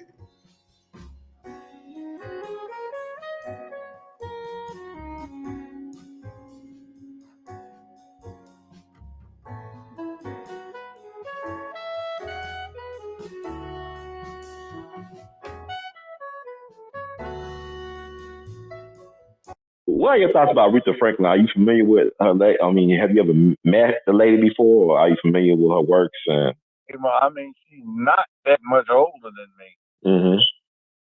So, yeah, I'm familiar with it. So what are your thoughts about her legacy? Excellent. She wasn't my favorite artist. Okay. But I always liked her. Mm. It's like she likes strong men, too. Like she values strong black men. Yeah. She's from Memphis. Right. Strong women like strong men. I like strong women. I don't like any little weak, mushy woman that, you can walk all over. Right. Because, what is she adding to my mix? That's like an ego problem. I don't want somebody that just reflects me back. Come on, show me something else. That's true, too. Stand up and posture in front of a mirror and get the same thing you're giving me. My ego does not require that. Well, let me ask you this, about the Aretha. She, yes, definitely was born in Memphis, and her house still stands. And a black woman owns that house right now, but the city, I don't know what's going on. They're trying to, I know you deal with the Lorraine Motel back in the 80s. Like I told somebody when I went there. It was my idea to make the damn thing a museum. Right. But but they don't. Randy Wade, Walter Bailey, not the one that's on the county commission as a lawyer, but the one that owned the Lorraine Motel. Right. And yeah, A.W. Willis too. You say A.W. Willis? A.W. Willis. He put the package together. A.W. Willis collapsed, had 2 weeks to live, turned out. The Army Bailey's office submitted the package that he had gotten pre-signed, and then they claimed they were the founders. It wasn't him. It was A.W. Willis, Joe Brown, Randy Wade, Chuck Scruggs, and Walter Bailey, no relation to the Army Bailey. So how y'all gonna tell that story? That story needs to be told then. Why it has not been told? I'm telling it to you. It'll get out there. Yes, sir. I heard that. And speaking of that, I want to ask you about this. I know that Aretha Franklin, 9-hour marathon funeral. A lot of people, we got social media now, so people can really respond and have a voice. And folks were talking about how the bishop, I guess, put his hands on the young lady singer, Ariana Grande. She sung, and people felt like she was uncomfortable with him, putting his hand around her waist. They said he groped her breast on, national television. Did he say anything? Well, she didn't say anything, but he said he apologized for the he was joking with her about her name being. Shut his mouth and said, when she complains, I'll say something. Yeah, but you know how people are now. People get all afraid. I know how they are. They need to get themselves some business. Because they were talking about how Bill Clinton and Reverend Jesse Jackson were looking at her because she had a real short dress on. Well, yes, of course. See, what the hell? It's called Boys and Girls 101A and 101B. It works that way. So you got a bunch of lesbians and folk with XX chromosomes that wish they had an XY, and others who are otherwise anti-man, and they want to get upset. That's why women all throughout history has tried to dress sexually and alluringly to get the attention of men. That's why through the bird kingdom, the mammal kingdom, and every other goddamn thing, you got sexual attraction. Guess what? That's reality. So just because you suddenly don't like it in the last 10, 15 years doesn't mean it's changed. And she got her attention that she wanted. Yeah. People get taught, act like you do in front of the camera as you do when the camera ain't around. Okay, fine. If the woman ain't complaining, then shut the hell up. It's none of your goddamn business. I mean, but she got the attention that she wanted because she haven't said anything about it. Well, she did it. Nobody made her go do that, but it's like money. Mm-hmm. There's nothing against the law about having legitimate currency of the United States of America in your pocket, right? Mm-hmm. There's nothing wrong with a babe looking fine. Right. Definitely nothing wrong. But if you walk down in the hood and got the flash in your bankroll, what the hell is going to happen to you? You get robbed. Yeah, people will look at you and hijack your ass. Mm-hmm. So what do? You keep it in your pocket and you don't flash it. Right. If you got all of the flesh to flash and you're a fine female and you flash it, the least is going to happen is the straight guys are going to look at your ass. Right. Because if you're a man, you like women, you're going to look. I'll be looking. You know what I'm saying? Radar works. That doesn't turn off because some goddamn lesbian has been out of shape about it. Or if you get married, you still gonna look. I don't care. Yeah, radar, even if you get over age, you're gonna look. Radar is all automatic. That's right. So she wanted to be looked at, otherwise she wouldn't have worn it. Just like if you wanted to get your ass hijacked to challenge somebody, you flashed your money. Right. Yes, sir. You may have had a result you didn't anticipate. Mm. Yeah, you got a right to wear whatever you want that you're a woman. But you ought to have sense enough to expect the reaction that is going to generate whether or not you intended to go that far. And remember, there are a lot of people that don't have manners. Yes, sir. And there used to be a rule in American law. There was no harm in asking at least once. Mm. Well, Judge, I want to thank you once again for this wonderful and very... Now, you should treat women nicely, but I mean, goodness, you wear a micro mini dress to a funeral? Yeah. What's your point? You're going to, it's a woman, it's a corpse. Who are you trying to appeal to? Kind of interesting. Wow. What do you think should be done, like the woman with the Aretha Franklin home? Like they're trying to take it away from her some type of way or not compensate her properly? They have to. See, you can exercise eminent domain if the acquisition or reacquisition of the thing is in the best public interest. So they can get all title from the state, so the state can revoke the title, exercise eminent domain. They have to pay you for the reasonable property value of the thing they're taking back. So yeah, they can certainly come in and do that and make it a monument. I mean, it is already, yeah. But what I'm saying is, so they could just, I mean, like, with the Lorraine Motel, they were about to demolish it, right? It was about to get demolished. Well, yeah, that was the idea. So y'all was able to stop that, though, right? I mean, like, nobody was coming in to take it. It was just that it was a whole house. Right? It's been used on the whole track for years. Even King, when he was in there, it was a whole house. Yeah, because he didn't stay there. He stayed there. He stayed somewhere else. He wasn't supposed to be there because it was on the whole track. Yeah, they got him killed. Mm-hmm. Thing is that they weren't trying to take it. It was just that the owner, Walter Bailey, not the one that's still around being the attorney, but the Walter Bailey that owned Lorraine Motel, was ready to get rid of it. Mm. So I know with the Aretha Franklin birth home, like they try to demolish it at one point and move it to another place, another location. It caught on fire, but the structure still remained intact. So I guess it's just weird that, now is a place that is like a monument, right? Like I went there the day after she died. It was very powerful. It seems like a very powerful magnetic thing, but it would be only fair if the woman could get some money, but you said they gonna probably get her anything for it. They could just take it from her and just give her whatever market value is.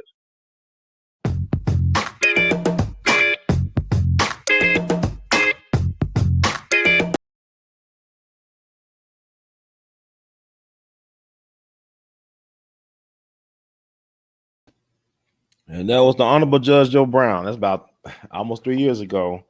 His take on Aretha Franklin and her legacy. And also, y'all remember about the dress incident and people talking about this and that, improper this, improper that. But people grieve all types of ways.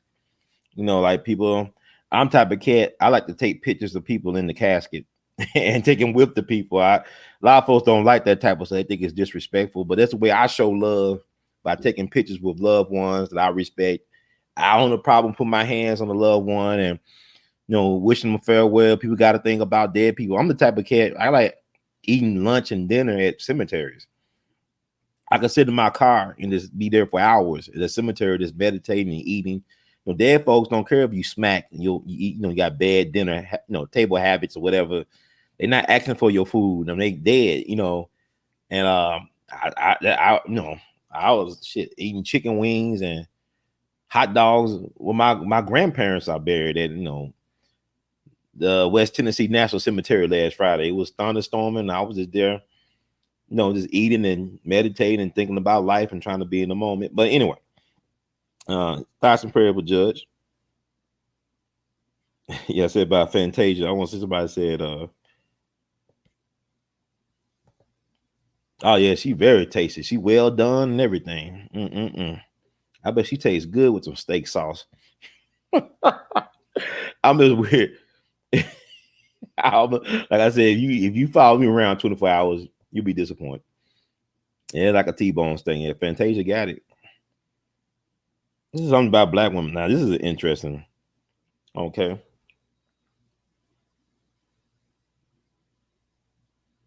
Yeah, the Allman Brothers definitely recorded. They was backing up, I think, Percy Sledge recorded down there, but Wilson Pickett on Hey Jude. Hey Jude. Then Wilson Pickett. You know what fun about Beatles songs? I like the Beatles. I don't listen to them, but I like their songs. And I like it when other people do their songs. I think when people take the Beatles songs, they take it to the next level. Like, for example, if y'all never heard Al Green's version, I Want to Hold Your Hand. Oh my God, y'all gotta check that out. I think he did that back in '69. Al Green torched that song. You compare it to the Beatles, and the Beatles is cool, but when Al Green did it, oh my God. And when Wilson Pickett did Hey Jude, then when they do Yesterday, I mean, you take a Beatles song and somebody does it better than the Beatles. They hell of songwriters. John Lennon and Paul McCartney wrote some songs, if they actually did write them songs. But there's only two type of music according to Duke Ellington. It's good music and bad music. Music's music, man. Like I said, I talked to the great Jimmy Heath. He was one of the founders of the Jazzmobile. Lee Morgan was a part of the Jazzmobile, but they're trying to take music education and appreciation for jazz into the inner cities like in New York. One of my favorite saxophone players of all time is Albert Ayler. Y'all probably know who the hell Albert Ayler was or is. He passed away young at 34. They found him in the East River. Some people believe the mafia killed him. He was from Cleveland, but he was like a free jazz pioneer, and he had an amazing sound. To me, he could play his saxophone. He was very proficient on the saxophone, but he used to go way out. Like he'll go way out with his sound. And to me, his sound really was going back to the past. It sounded like New Orleans collective improvisation at the turn of last century. Like, you listen to old, like New Orleans jazz from the Buddy Bolden era. It's collective improv. Everybody playing what they want. Oh, you look at New Orleans, they do their little frontal thing. You just playing, you just get in where you fit in, or you just make a way when there's no way. And he was really into like that tradition of playing like that in marching bands, like John Philip Sousa. It wasn't for everybody. John Coltrane was a big fan of Albert Ayler. Albert Ayler actually did perform at John Coltrane's funeral. And Jimmy Heath would tell me a story about Albert Ayler playing in Harlem. And the folks heard them in the buildings. They started throwing stuff at Albert. They started throwing everything at Albert Allen. Said, "Shut the hell up! We don't want to hear that stuff." And like Jimmy Heath said, our people have only such a certain type of tolerance. We got to hear that melody. We got to hear something to make us dance. But Albert Allen was out there. I love Albert Allen, and actually, he could play R&B. He had a nice little pleasant singing voice. But anyway, to each their own. But Aretha was really into jazz music. Like I said, I like the fact how they tied in. I mean, Aretha came out of a certain school of that. You know, look at Aretha. If you talk to people like Aretha Franklin or Kobe Bryant, they may not have extensive formal education, but they have schooling. Like some of the greatest practitioners of their crafts normally have to be great historians. Like I'm sure that Kobe Bryant, you can sit down with Kobe Bryant, he could tell you about the game. He can tell you about the history of basketball with no problem. If you talk to somebody like Aretha Franklin, she probably could tell you the history of music, gospel music, jazz. She was a historian of her craft, as well as a practitioner. And I think Bill Clinton did a great job of conveying that at her funeral, that she was not only a practitioner, but she knew the history of the music. She was well versed in the history. So, and speaking of somebody's well versed in history of our people and music, I want to play a clip I did with Dr. Randy Short talking about the legacy of Aretha Franklin from 3 years ago, and then we'll start wrapping it up. We'll get on to 2 hours. This review won't be as long as the movie or longer than the movie. The movie's like 2.5 hours. So in my rambling, I hope I got something across that could be of use to you all, some gems and whatnot. So people ask, do you plan out your shows? I don't really plan my show. I just go off the dome. I just freestyle what I want to say. And sometimes I forget about what I want to say. I just say what comes to me at that moment. So all this stuff is improv. But let me play that Dr. Short interview and then start wrapping it up. And this is We All Be, News Free Dixie for the 21st century. We All Be, News Free Dixie for the 21st century.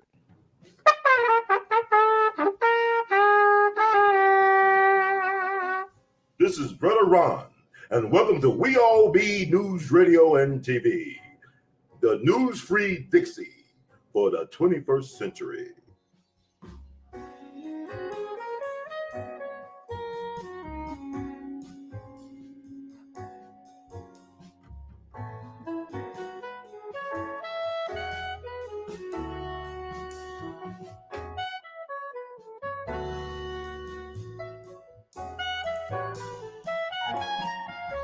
Oh God! I gotta you wrap it up. That's true. But I gotta ask you about your thoughts about the past and legacy of Aretha Franklin.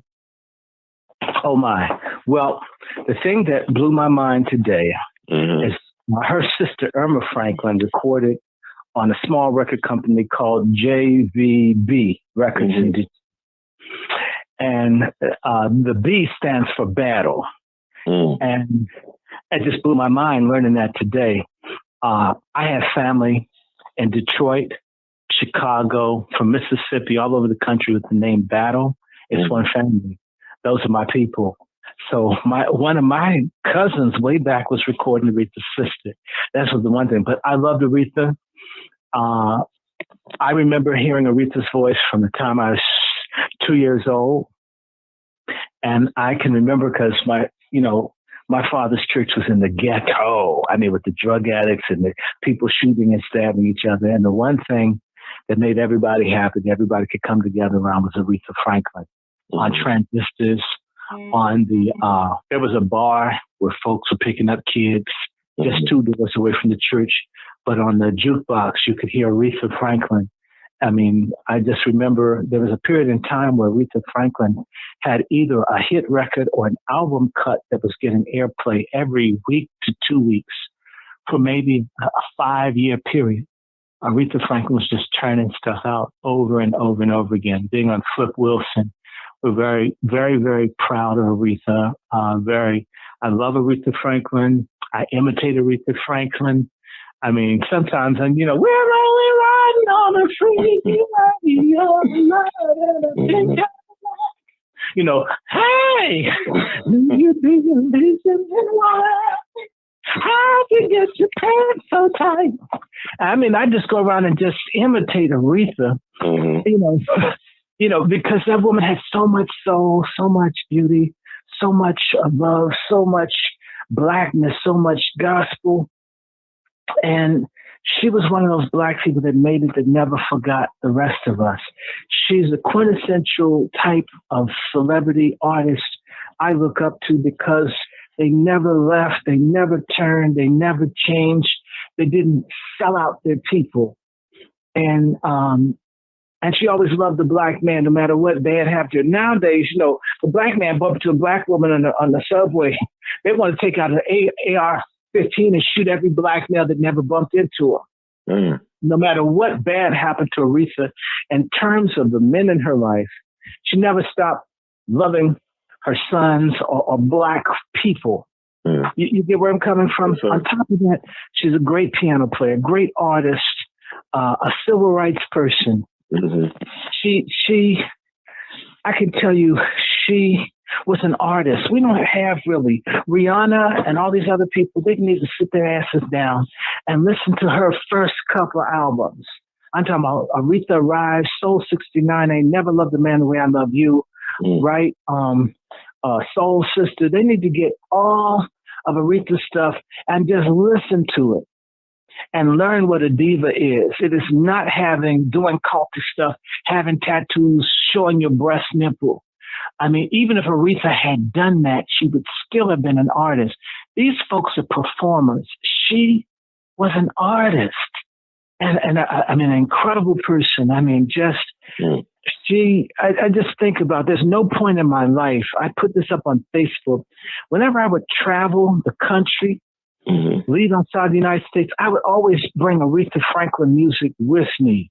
Someone asked me about something about black people, I'd say, listen to this. This says something about who we are. I mean, that woman was, you know, I've cried a couple of times, and not because I didn't know they were going to die, because she had pancreatic cancer. But think about it. You know, Denise LaSalle died January 8th of this year. That's the Queen of the Blues. She was 76. Okay, so I've had 3 people 76 die that I like. Never met Aretha, but always loved it. Had bought the records, would love it. You know, I would even make fun. One of my favorite things is you know, you could laugh at Aretha, the way the clothes she wear. Sometimes they'll say, damn, you need to take that off. You know, of doing a comedy special and teasing Aretha Franklin and having her sing Chain of Fools, with singing the Colonel Sanders, and having the little background singers have dresses that look like the KFC buckets. You know, make fun of Aretha Franklin, because, you know, she always was big and she was small. She'd always done something, but, you know, she touched everybody's soul. I mean, I remember, because Aretha's a preacher's kid, which I'm also, and I come from a family of gospel musicians.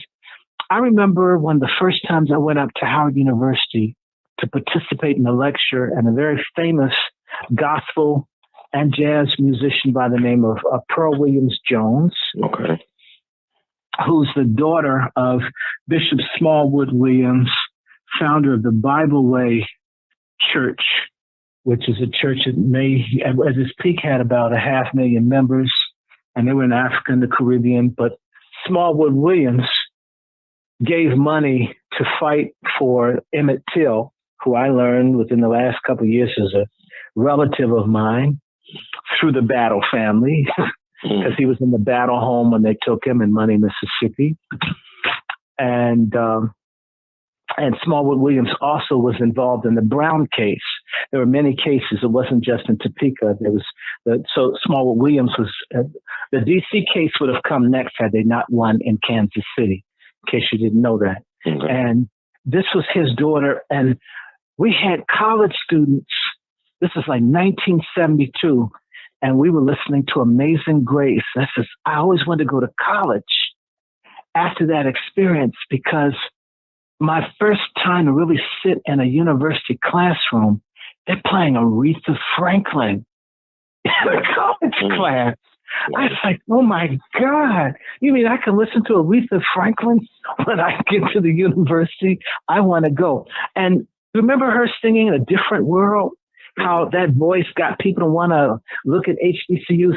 Before there was A Different World theme song, there was Aretha's Amazing Grace. Just when she did Amazing Grace and that album sold 2-3 million copies, it validated Black gospel music to the whole country. Me coming from a family of gospel music singers and so forth, that every time you turn around, Aretha made you proud.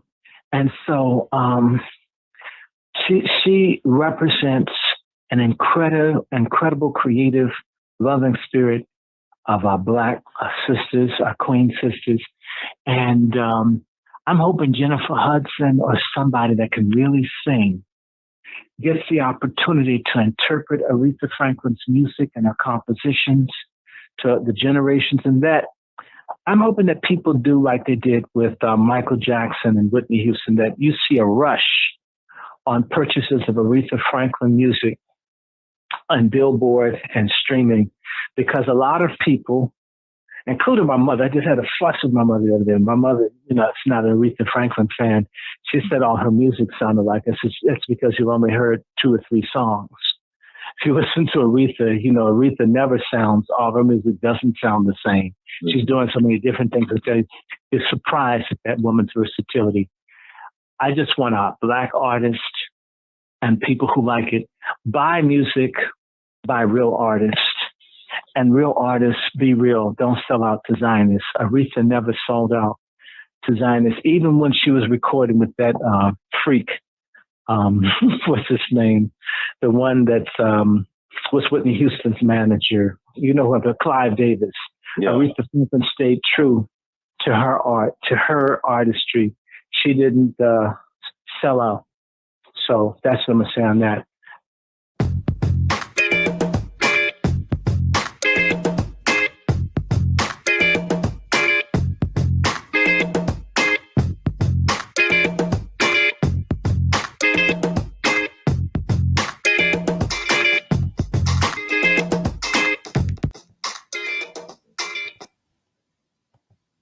Legendary Dr. Short with his take on Aretha, it holds up as far as I think it is concerned. Yeah, Sister Barbara, nothing but the facts. Nothing but the facts. I'm about to get out of here. Yes, so true. Yes, indeed.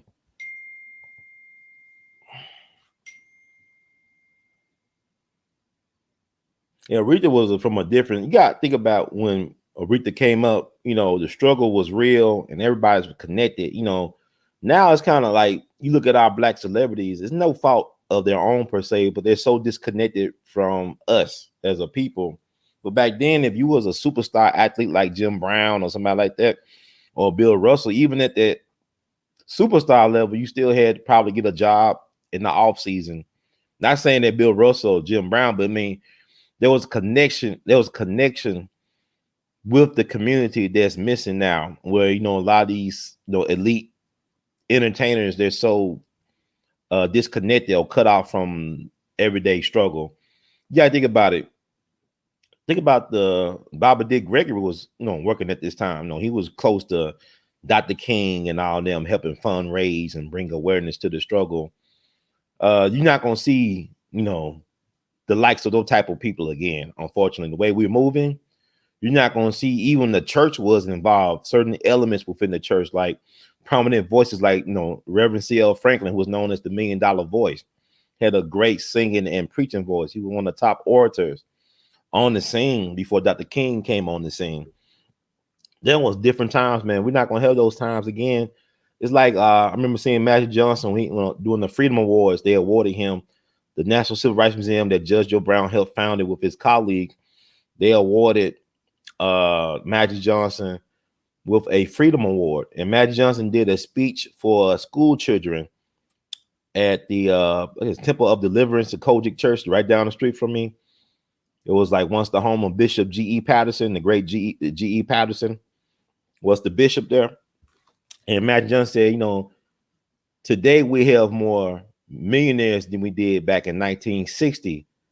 But back in 1960s, in the 1960s, we had more black businesses than millionaires. See, the Montgomery bus boycott was successful because you actually had black business people and you had some type of black autonomy because of Jim Crow. We don't have that anymore. We don't really have any institutions that's B1 right now. And you could say, well, I like what Deion Sanders and some of the other people are doing, going back to the HBCUs, building up the sports program, but building up race pride. It's not just building up the sports program, but building back up pride in so-called black institutions. We need to go back to that thinking, not saying that you should try to not deal with others because it's the white folks system. We got to deal with them regardless, but we should want to have some type of autonomy. I mean, that's how you get the Aretha Franklins by, investing in black institutions and whatnot. How you get the Dr. Kings and people like a Malcolm X. You got to invest in so-called black institutions to create black first people. And people say, well, we're not black and all that. I ain't getting all that, man. Our people kind of weird. I mean, we worry about if you raise your fist with the left hand or the right hand, and none of us ain't free. We still enslaved on so many different levels. How you think you related to Dr. Short? Okay, you may be. We all just kissing cousins. She was a real artist. That's what she was. She was a creative force. I think whatever she did, she would have been creative. If she just decided to write novels, she would have had a distinctive voice. And I think what people don't understand, that it's kind of like a curse right now that we're so connected in this age of information. Because back in the day, to get those type of unique talents, you had to really spend a lot of time, not only with others, but also by yourself, being more introspective and reflective. And things are moving so fast right now. You think about a Charlie Parker. Could we have a Charlie Parker today? And the reason why I said it, because the way he developed his sound, he was born August 29th, same birthday. She shared a birthday with Michael Jackson, Donna Washington, and Albertina Walker. These are the kings and queens of their craft. Charlie Parker had to play 11 to 15 hours a day on the saxophone for 4 years. Now, will we get a Charlie Parker? He has access to, TikTok and Instagram and Pornhub. Can a Charlie Parker happen in 2021? I mean, all these distractions. Could Thomas Jefferson write what he wrote with all these distractions? I mean, I'm just saying, like, this is a different time period. Could we have a Ralph Waldo Emerson or a David Thoreau right now? Instead of John Brown, I'm looking at the Good Lord Bird. I just got to the second episode. I'm gonna probably do a review on Good Lord Bird about the John Brown story. They got the trans. I don't think he's really trans, but he's cross-dressing to survive. And it goes back to, he's a fictional character. It's based on history, but it's a historical fiction, because Henrietta Henry is not a real character. He did not exist. He was not Little Onion. There was no Little Onion, no trans, nothing like that in John Brown's ragtime army. But it speaks to what I'm seeing, that black men or black males, we are systemically forced to be emasculated. Because it seems like all the black characters in the show so far are cowards. They're not men, they're males. They're in a state of arrested development. And it really speaks to what's going on with us right now, that the fact that John Brown could be a man and take unpopular stance, but still be a man, because he got the courage of his convictions. And a lot of us are lacking the courage of our convictions right now. I think about Aretha Franklin, the way she was doing the stuff she was doing, you could learn certain things. You could learn technique in school. But school can't teach you feel or soul. That's something you got to have. And that comes from struggle. That's comes from knowing who you are and accepting on some level who you are. And that's how you make your unique contribution to the world. Just like with me, I play my trumpet, ain't for everybody, my cornet, I sing. Now, but I do it for me. I do it for me because I want to be me. I got to be me. I do it. I'm not trying to impress anybody. I'm just trying to, surprise me. And I don't mind people being in on the surprise. And it takes a courage to be vulnerable to be fragile, because in fragility there is strength. In vulnerability there is toughness. So, man, I love Aretha. But yeah, I think Jennifer Hudson did a decent job. She did a good job. You know, she did what she could do, and she's talented. There's no denying that. And like I said, but Marlon Wayans to me stole the show. He should be acknowledged, should be getting some nominations for his amazing performance of Ted White. But you know, I remember I love Sun Ra, man. And we don't talk enough about Sun Ra. Space is the place. But Sun Ra, you should listen to his Berkeley lecture. He did lectures at UC Berkeley, standing room only. It would be packed out. He was not no official artist in residence, from my understanding. This dude would just do a lecture at Berkeley, standing room only. And what I love, I mean, the parts I heard that's available that I know of, he gave a book list for people to read. Some of these books were out of print. Some of these books are still probably out of print. But he gave everybody a book list to understand. But Sun Ra was an amazing man, because he knew that in order to a black man to exist in this paradigm, in this system, you got to be considered wicked. You got to have an evilness in you, a darkness about you, and you got to embrace that evilness, that darkness, to survive and thrive. You can't be a good guy in a system that won't allow you to be just to be. You got to find out ways to fight back and stand on something and you sustain yourself. So I mean, he broke down that stuff so well in his lecture. It's worth listening if you can find this. It's all over the place, but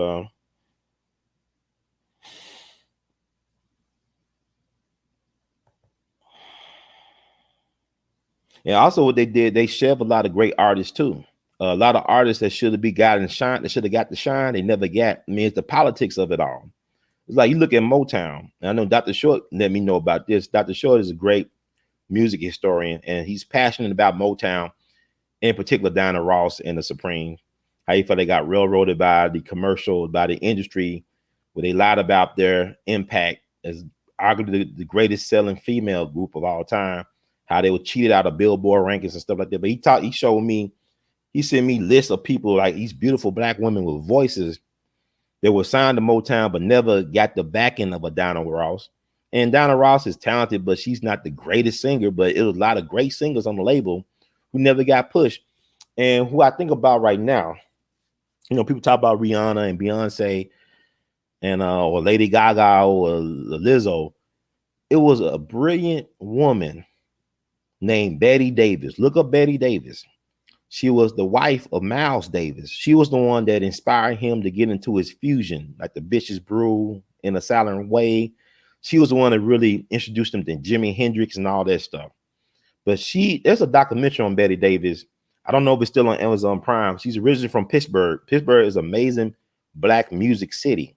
A lot of jazz greats and music legends come out of Pittsburgh. And also, you know, August Wilson, the great playwright, arguably America's greatest playwright, is from Pittsburgh, from the Hill District. But she's from Pittsburgh, and she's way younger than Miles, and they got married.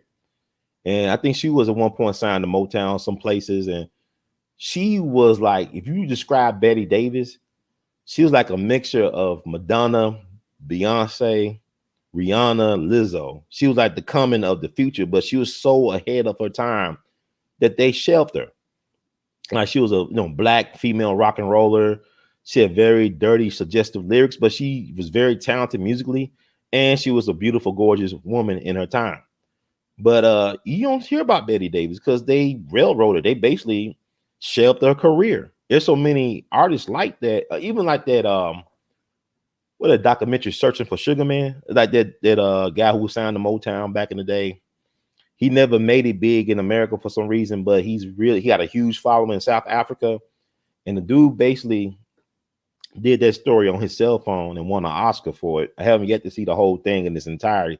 It's called, I think, Searching for Sugar Man. But yeah, you got Gloria Taylor.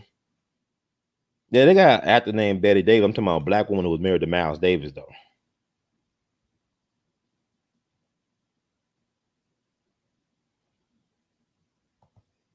Yeah, that's a very common name, Betty Davis, right? Betty White, but Yeah, that's the thing. It's so much about history that don't get told, and who gets to decide who's gonna be on top. It's like with Jimmy Lunsford. Some of y'all tired of hearing about Jimmy Lunsford. I'm gonna talk about Jimmy Lunsford. I think that's a great study. You got a person who was more famous than Count Basie and Duke Ellington during this time. He was the #1 band for black people in America. So much so he was known as the Harlem Express. 50,000 people dancing at his concerts or dances, and to have the white musicians that want to steal his sound, like the Stan Kentons and the Dorsey brothers and people like that. And he dropped dead at 45 under suspect circumstances, and he's forgotten about because black people, we don't take the time to document and tell our stories. We don't take the time to record and document our elders, and the history get lost with time. And so it's very like it's amazing to have a platform where some people can hear me and listen to me, and I could talk about a Jimmy Lunsford or Betty Davis, and it puts something on your mind, and people do the research and they start, oh my God, you start find out more things. It's so much stuff out here that doesn't get talked about. We should be talking about our ancestors like we talk about sports stars. We should be talking about our ancestors in our homes like we do sports stars. Because people talking about critical race theory. I never learned who I was from school. I learned that from home, talking to the elders or listening to the elders, reading, being a bibliophile. I never learned who I was from school. It's not the responsibility of school to teach you who you are and your standing in the world. It's like the paraphrase Marcus Garvey, whose birthday is on Tuesday. People without a history like a tree without roots. It's time for us to start getting rooted in who we are and stand on something so we can build something that can last and transcend generations. So thank y'all for listening to me, for tolerating me. Yeah, Miss Ross can sing, but it ain't about, to me, it's not a question if she could sing. I think everybody I know everybody can sing, but everybody don't have to like everybody singing. But to me, it's not about just having talent in any practice. To me, it's more important to have something to say. You don't have to be the greatest singer as far as technique or the greatest trumpet player or the greatest this. You just got to have something to say that can make an impact on people, that can have a lasting influence. To me, I'm more interested in ideas than I am about worshiping at the altar of celebrity at this point in my life. I used to love the chase celebrity, now it is whatever. I'm more interested in ideas. I'm more interested in messages than I am in the messenger. Why would I invest in people I have no idea? To me, I just think people miss the whole thing. And that's why people are in this trick bag, because we're not focusing, we're not keeping our eyes on the real prize. And that's our third eye too. So I'm gonna try to encourage myself to do more lives this week because it's Black August. I want to do a live for Marcus Garvey's birthday, talk about some things. Hopefully tomorrow night. I'm definitely gonna do something on the 50th anniversary of the founding of my Uncle Frenchie's paper, the Charleston Chronicle, which is currently the oldest Black-owned newspaper in the state of South Carolina. From my understanding, it's facing some trials and tribulations. They talked about it at the funeral. We're going to talk about it on August 19th. Also, that's the passing of one of my Jegnas, Baba Dick Gregory.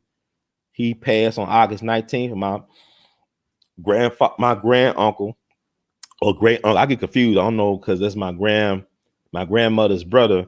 Sometimes I say great uncle, sometimes it's grand uncle, but y'all get the point. But he founded his newspaper, gave birth to his newspaper, the Charleston Chronicle, on August 19th, 1971, when he was like 44 years young. I'm 41 now. Had a chance to meet him on his 87th birthday. Then Bob D. Gregory, he transitioned to a righteous ancestor. I can't believe it'll be 4 years on August 19th. So we're gonna talk about them that night.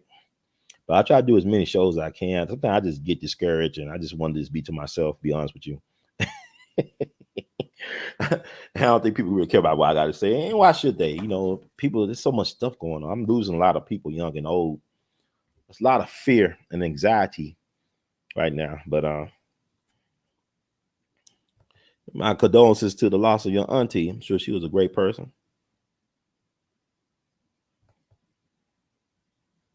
They rush right because it's not about storytelling. To me, like, everything comes back down to the ability to tell stories. Like the great musicians know how to communicate ideas and how to tell a story with ideas. Like everything comes down to, do you know how to tell a story? That's everything. Everything comes down to telling stories. If you can't tell a story, what's the point of trying to connect with people?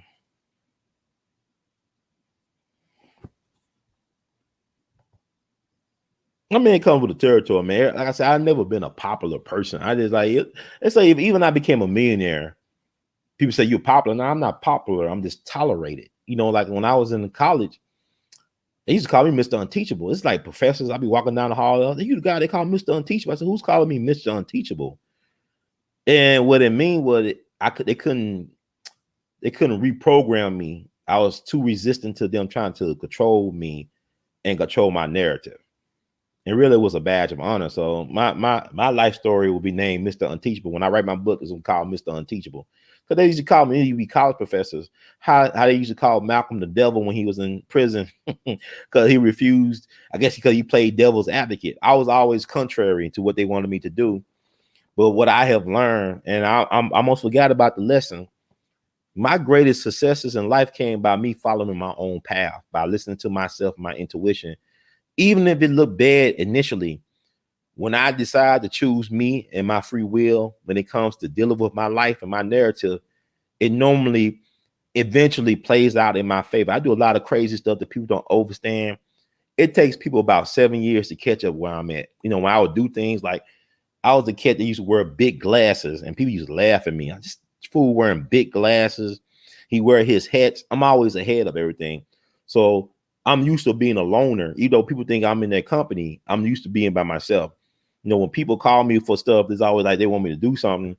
My thing is I'm busy just being me. You know, even if I'm just resting or sleeping, it's my time. And a lot of us ain't really doing nothing. There's a difference between being busy and being productive. I'm productive. Most deaf welcome. So what they said, thank you, family, for listening. Yeah, he was a great man. I met him on his 87th birthday. So I had a chance to, get to interact with him for almost 7 years to a certain point. When I was talking to him, looking at him, it's like looking back at me, like he provided a blueprint that I didn't know existed. But people kept on telling me in my family, Ron, you got to connect with Uncle Frenchie. And I thank God I did. His birthday is October the 7th, the same as the Honorable Elijah Muhammad. He was born October the 7th as well. So he's a Libra, and Baba Dick Gregory was a Libra. So I get along with Libras very well. I'm a Taurus.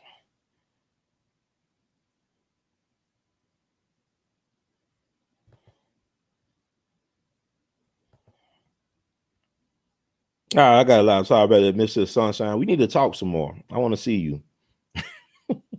Pocahontas. I'll rate the movie out of a 10. I would rate it, if I was giving a rating of 10, it would be like I'll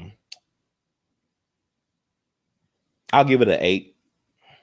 Just considering the nature of the business now. I mean, like I said, it was 2.5 hours, but it didn't like it was 2.5 hours. It wasn't like a labor. It was not a labor to watch it. It flowed, it flowed well, like the Mississippi River. It had a flow to it. So I give it an 8 out of 10 for like as far as comparing it with right now. But it's a reminder, it's like a mixture of like I said, it's a little bit of what's love got to do with it, but not too over the top, like what's love got to do with it. I see elements and echoes of Hustle and Flow. I see elements of even Straight Outta Compton, a little bit of Dreamgirls. So it is what it is. It's a biopic with a lot of music features in it. And Jennifer Hudson does not disappoint. She does the legacy of Aretha Franklin proud. And like I said, great ensemble cast. Audra McDonald as a mom. I wish we had more screen time with her because Audra McDonald, if you know anything about Broadway, she's like the GOAT. You know, if Simone Biles is the GOAT of gymnastics, then Audra McDonald is the GOAT when it comes to Broadway. And she's a phenomenal voice. And she was like in the Raising the Sun adaptation with P. Diddy and Felicia Rashad that came on TV as well. Forrest Whitaker and Marlon Wayans really stole the show. But everybody did a great job. So it's 8 out of 10.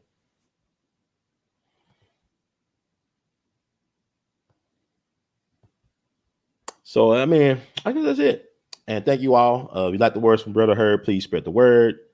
We all be TV on YouTube. We're gonna be working on some different things. I look forward to coming back on a more consistent basis this month because it is Black August, but there's a lot of stuff going on. But I'm gonna stay true to the people, and I'm trying to reach out to folks who've been trying to get in touch with me about things. Like I said, just so much stuff going on.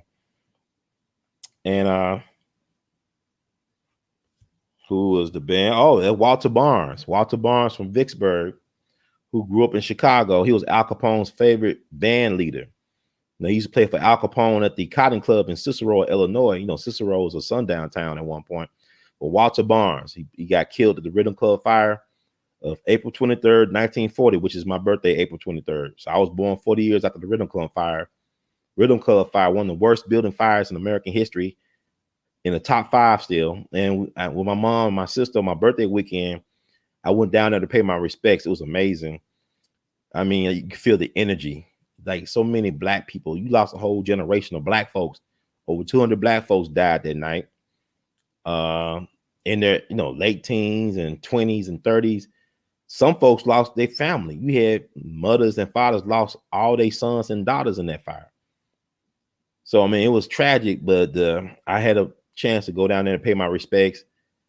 Even met a guy whose brother was helping rescue folks or pull dead bodies out the building.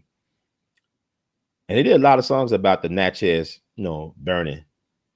Like Harlem Wolf did a couple of songs, and then Walter Barnes was a folk hero because he knew he was going to die. So he tried to keep the people calm by playing a song called Marie. And the last thing people heard was a high note from his trumpet player named Paul Stott. As soon as he played that high note, the roof collapsed on the bandstand because it was only one way to get in and out because the Money Wasters Club, they shut the windows and other doors so people couldn't sneak in or hear the music. I mean, it's kind of weird.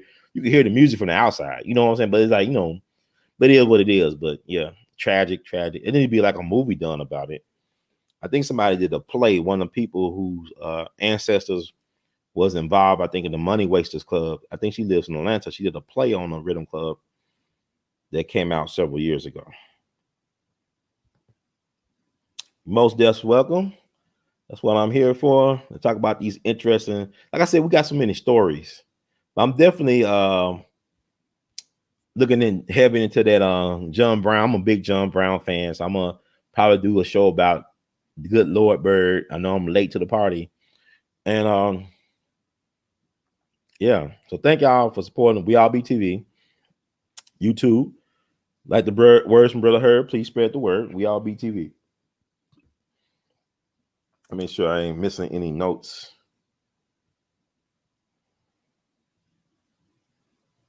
And thank you, Brother Michael. Your content is appreciated. Double salute, BR. Thank you so much. We love you madly, Brother Michael. Y'all know how this stuff be coming in handy, man. I thank y'all so much. Thank you, love you madly. So yeah, and also you can buy a shirt from Brother Herb. This is one of my Ida B. Wells shirts. I got a big crush on Ida B. Wells. It's Frederick Douglass, Ida B. Wells versus Just Us. Versus Justice for Just Us. Go below the description box here. Teespring Shelf, the official Teespring store for Brother Ron, R2C2H2.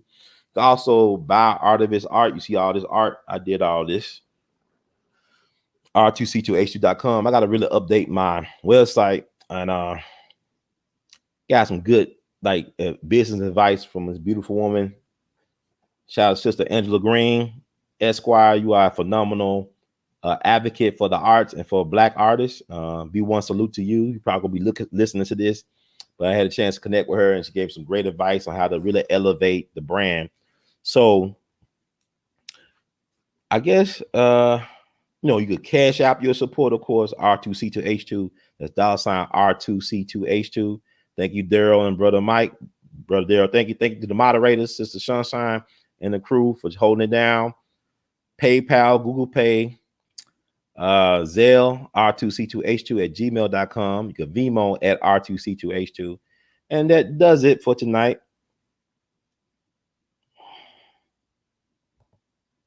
Yeah, Dick Gregory loved John Brown. And I had a chance to go down to West Virginia, to Harper's Ferry, because Dick would normally go there on an annual basis. I even talked to the park rangers, and they said Dick would be down there on a consistent basis, paying respect to John Brown.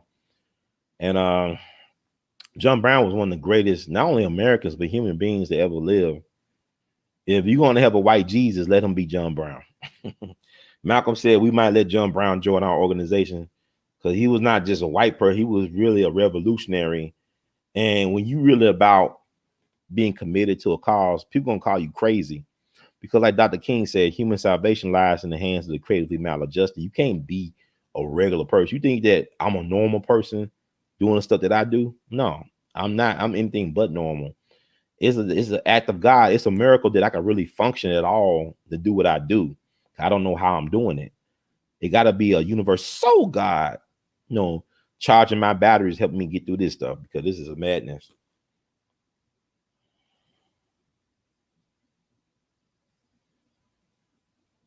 Yeah, good night, everybody. Brother Bug, Mississippi Love. Yeah, peace of my brother. Music Note, you talking about Minneapolis? Yeah, Mississippi River. Yeah, Prince. So it's something about that water, man.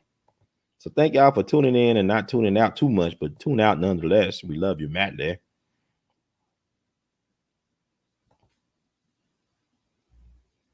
Right now, get up to I'm just gonna read a disclaimer right quick. I'll do that because YouTube. It's YouTube. They surreal for real. Find a disclaimer. Y'all go ahead and log on out because like I said, I'll be hesitant to get on the show, and then I can't shut it down. I'll be going home, be 3 hours later. Let me cut this off.